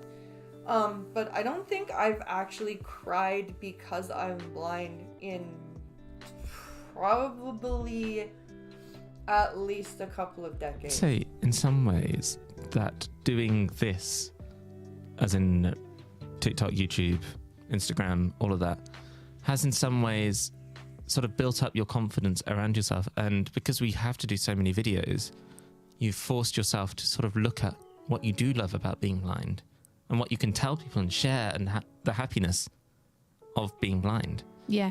And it's in turn internalized in you. Yeah, I agree. I think I had a lot of internalized ableism growing up through no fault of my own. I hate that phrase. I love you, Lucy, but I hate that phrase, that internalized ableism. But I think it's probably a thing that is it's probably, I probably hate the phrase because part of it is actually true, that there are people that can have internalized ableism. But I just feel like a lot of activists kind of, like, throw that around more than they should, and it gets overused. A lot of people do have that, and... Like, I used to hate using my cane as a kid, for example. I used to be like, I don't need to use my cane. I can hear where I'm going. I can get around just fine.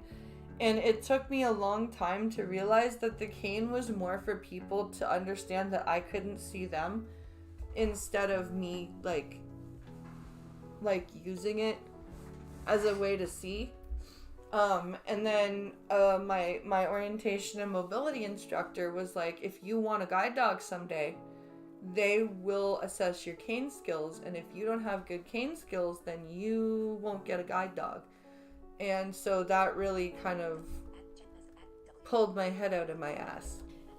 It seeped into my blind experience, and there was a time when I didn't want to be blind because I thought I was Would it be okay if I do not take advantage of you? Seems like a lot of effort.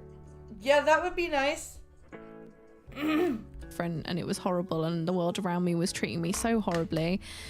And, you know, I would have a guide dog refusal in a taxi and it would weigh on my mind for at least like a week. And you'd think, oh my gosh, like, is this ever going to stop? Like, am I ever going to be viewed the same way as I was pre-blindness? But then I realized no, but I could change that and I can control the way I think and feel. And these people didn't need to have the key to my mind. As you say, Ollie, like I can compartmentalize it within our work. And when I create videos, I think of all of the little Lucys out there, you know, being able to have a role model in me. I didn't have that growing up and I didn't see myself represented. And I just think, you know, imagine if I had a Google search and I Google search blindness and then someone like me came up, like I would have been so happy and so relieved and not as scared to be myself. And see, that makes more sense than the way Molly puts it. I know I'm trying not to be nasty about Molly Burke anymore, but I can't help comparing the way that Molly talks and the way that Lucy talks. Lucy is aware that she is one blind person and that she has one particular way of living, but she wants to use that way of living to showcase that blind people can live independently. Molly goes about it in the way where she acts like she is super rare, super special, super important, super educated on blindness, and that you should come to her. And Lucy very much feels and comes across as, I'm just one person that you can look at, whereas Molly comes across as, I am the person that you should look at. Do you know what I mean? Like, that's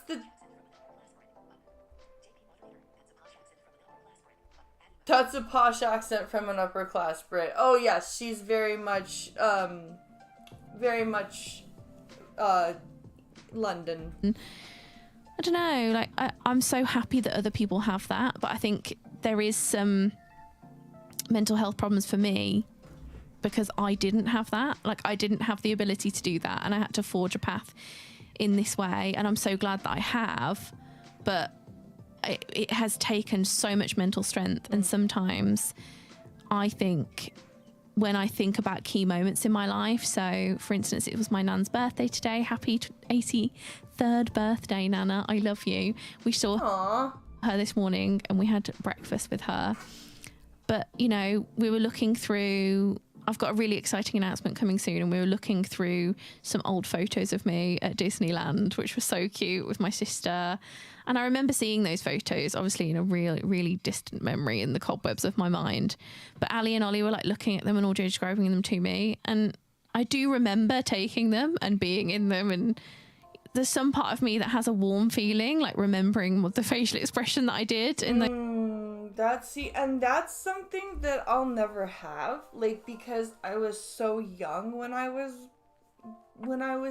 blind, that I remember taking photos and like I remember what was happening around me, but the actual photo, I'm never going to know exactly what it looked like.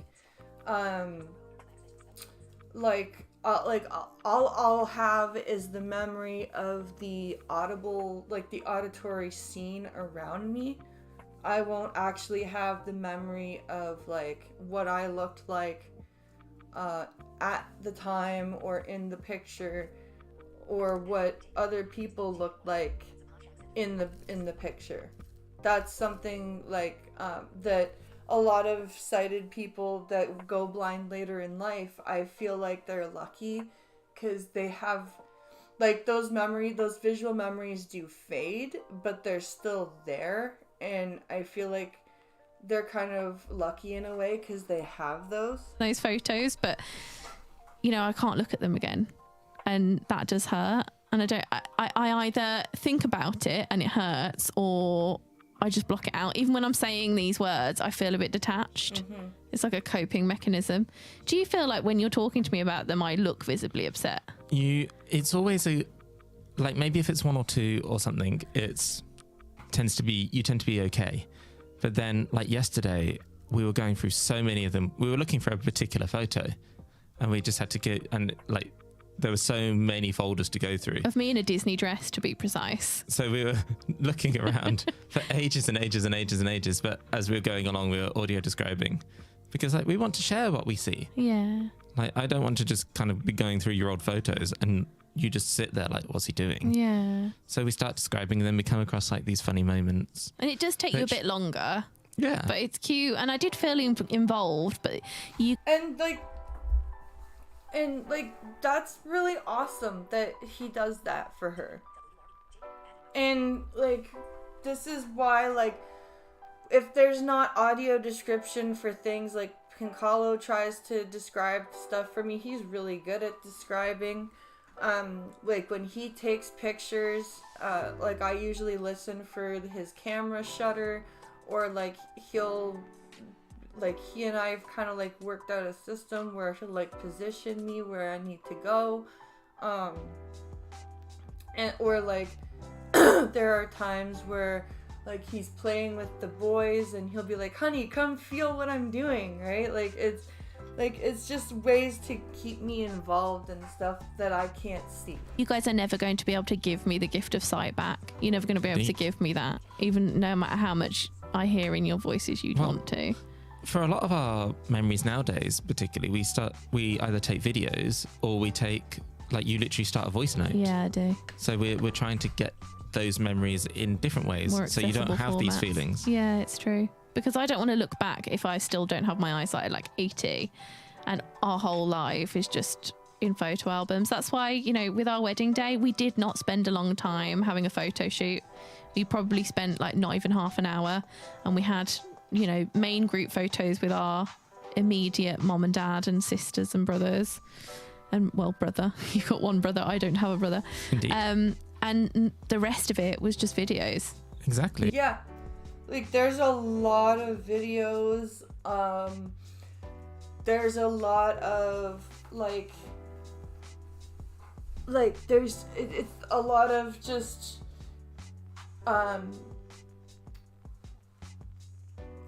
audio stuff. The photos are for other people, and I enjoy taking photos because I learned how to take photos and I'm good at taking photos, so I like taking pictures for other people to see, you know.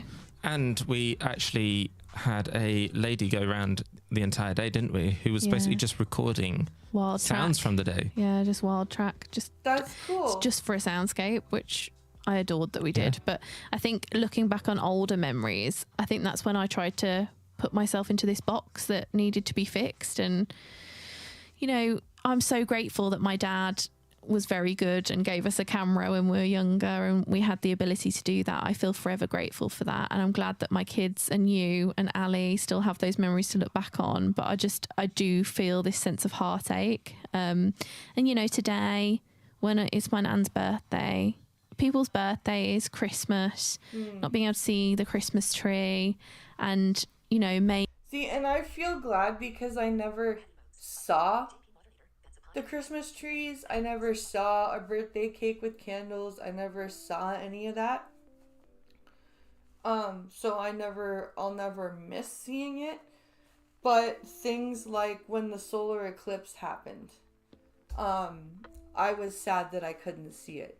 Or like sunsets, I wish I could see, or a sunrise, or like a full moon, or just different visual things I wish that I could just see. But and it makes me sad that I won't see them. Key moments, you know, when my friends get married, when I got married, it wasn't as big of a thing when I got married because, well, when we got married, because we adapted it to to me. We and engineered you. it towards We engineered it, and it was completely like from the ground up, more universally designed, which is kind of what we do in our job anyway every day. Like, we consult people to do this, so we just went from the ground up, like, what do we want? And everyone felt included, including me. So I didn't feel that sense of the heartache that I get. But at other people's weddings, I do have to just come home and just sob. Yeah. Yeah. I think that might have been partially why I was so upset at my best friend's wedding, because I couldn't see her and how happy she was, and it sucked. And like it was hard. Like, there are just, like, I don't think about it a lot, but there are some things that it just really makes you sad. And it is ours, isn't it? It's big events where people, because they're being distracted by so many things in so many different ways, you can't get that level of description given to you often, because I will be in the middle of describing something, but then someone will come over with like a different sort of conversation, or like the person that you're with has to go somewhere else, or there's lots, people are talking at you from all sorts of angles. You've got one person in your ear saying one thing, another person in your ear saying different things, and it's like really overwhelming. And then I don't want to be this ungrateful person like, Ollie, can you just audio describe to me? Like, I don't want to do that. So then Ollie then starts whipping out his phone and taking as many pictures as he can of different things, so then he can describe them to me later in order to like almost do a time capsule of like what we're seeing. And he just goes, don't release, I'll take a photo, and then we can quickly describe it later. Yeah, we can go. Well, not even quickly. Sometimes we scroll through those albums and it takes us hours. Yeah. To and I think it's it's not people's fault that they don't understand. If you do not live in this world. What a good guy Ollie is. Like, that's a good guy. That is a really, really good guy. Like, and he and Lucy got together just as she was losing her sight. So like, he's been with her through the entire thing. That me and you live in, you just don't.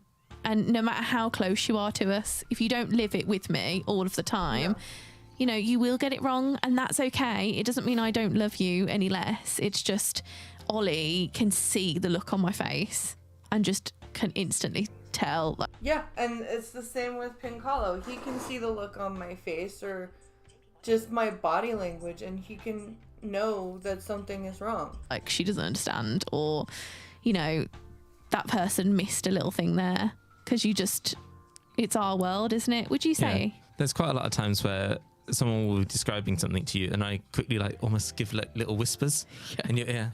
They'll be like blah blah blah blah, and I'm like, they haven't mentioned this core bit of information, so you're just sitting there a little bit confused. Yeah. And I have to go, they're talking about like a doll. Yeah. And you're or like, whatever. Yeah, it's true. It's so multifaceted and complicated. Like, I don't want to be someone in the corner like, oh my gosh, I don't understand why she didn't say that. And I can get like that. I can get stroppy in my mind. And people try and think of everything that they can, but yeah, if you don't live it, you don't see it. And I think that's what's hard. Like, Pincalo gets advice on how to deal with stuff all the time, and he's like, no, that won't work. Stop it. You don't live this life. You don't know what you're talking about. Shut up. I don't think I'll ever. I think with grief and blindness, you don't ever necessarily get over it. It's just time. So things that I'm doing recently is I'm having reflexology, which I'm loving. It's really cool. It's where this woman comes and she just massages my feet in a cool way. You have a great time. I have an amazing time. I do feel like it really helps me, to the point where I feel so tense, and then she does reflexology on my feet, and honestly, my whole body shakes. Like, you get really cold even if it's really hot outside. When you're having reflexology, so you have to have a blanket. Also, a bit TMI, but you always need a wee. I always need a wee afterwards. Yeah, it's really interesting. Weird. You're like absolute, like you could have like drank nothing, and then you're bursting for a wee. But also, like, I sob, don't I? Yeah. I really sob. So I have these every month because I don't think I could do it.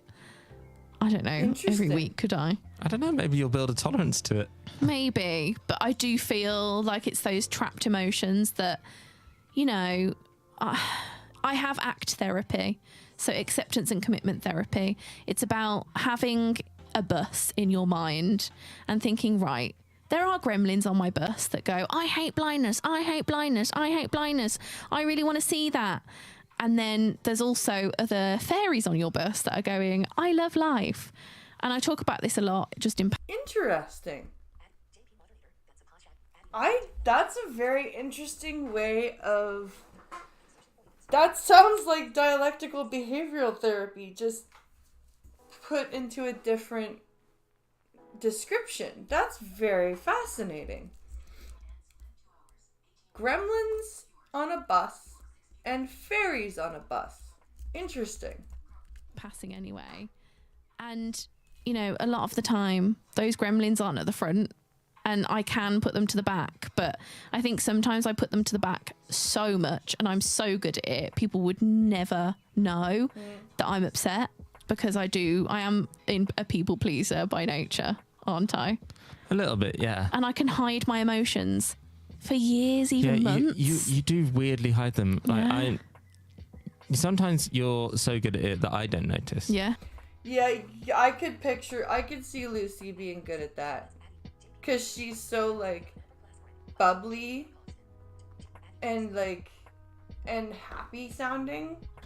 Which is kind of scary. Yeah. That eventually, like, if you do that too much, though, you do snap a little bit. Yeah, I do. But also, just with pain management and stuff, like, at Christmas, I was trying to sew things with my best friend's sewing machine.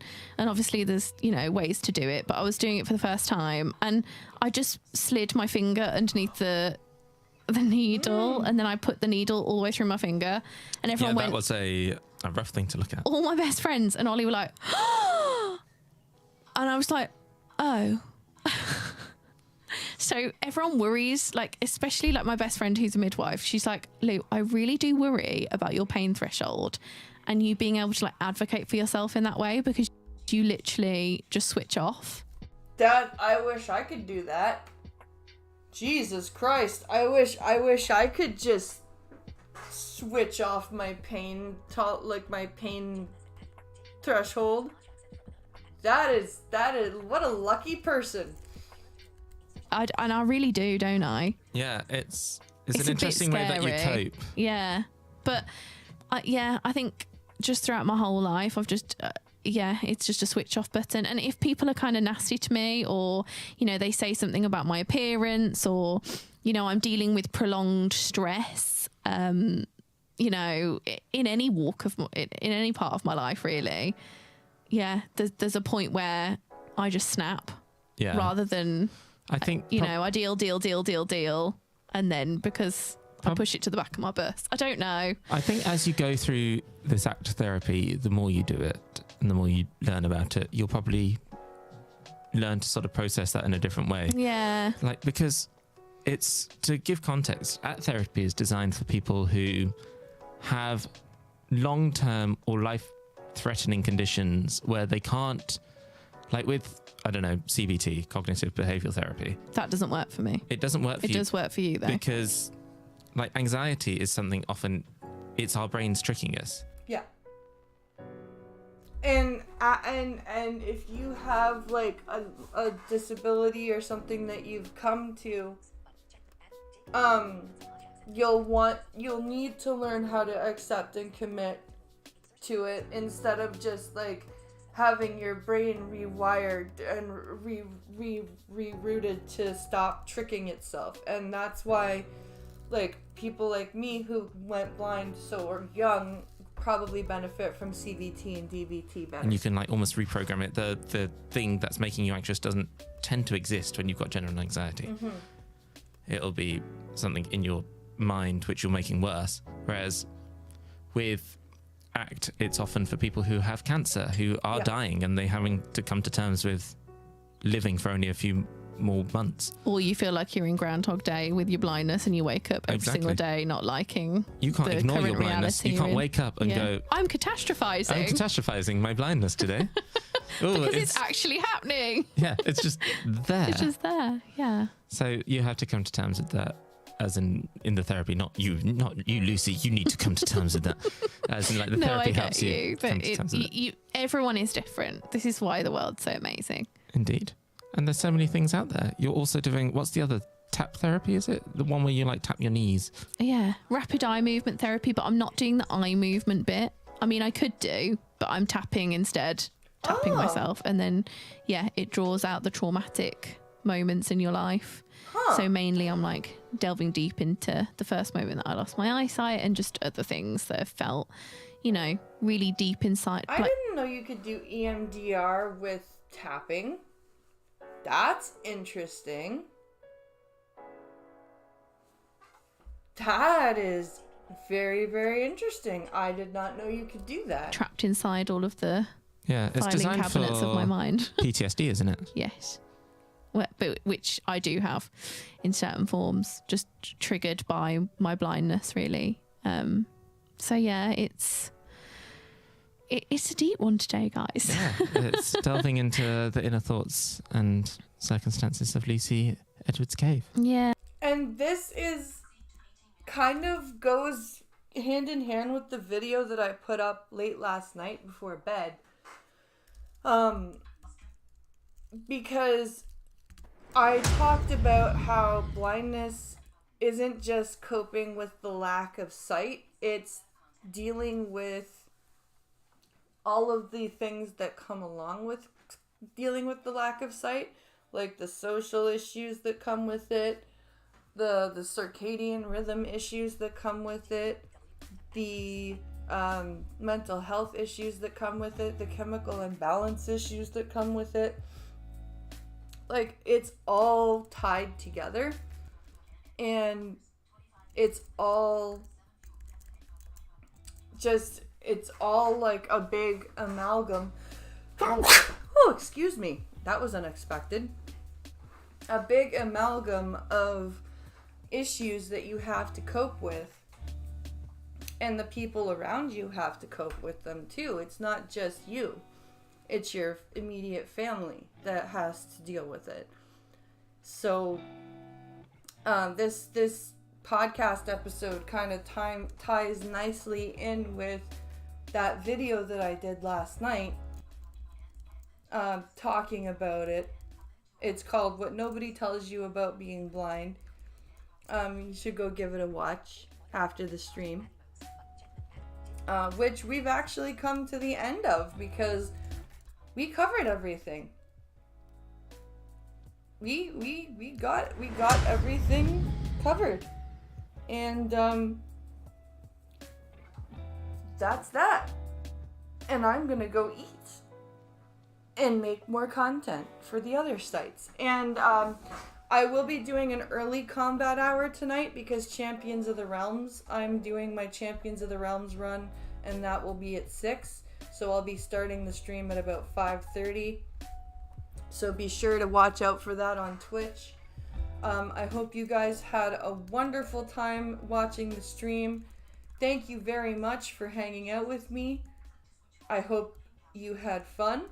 I will see you on Twitch tonight at 5:30 p.m. Eastern for Champions of the Realms.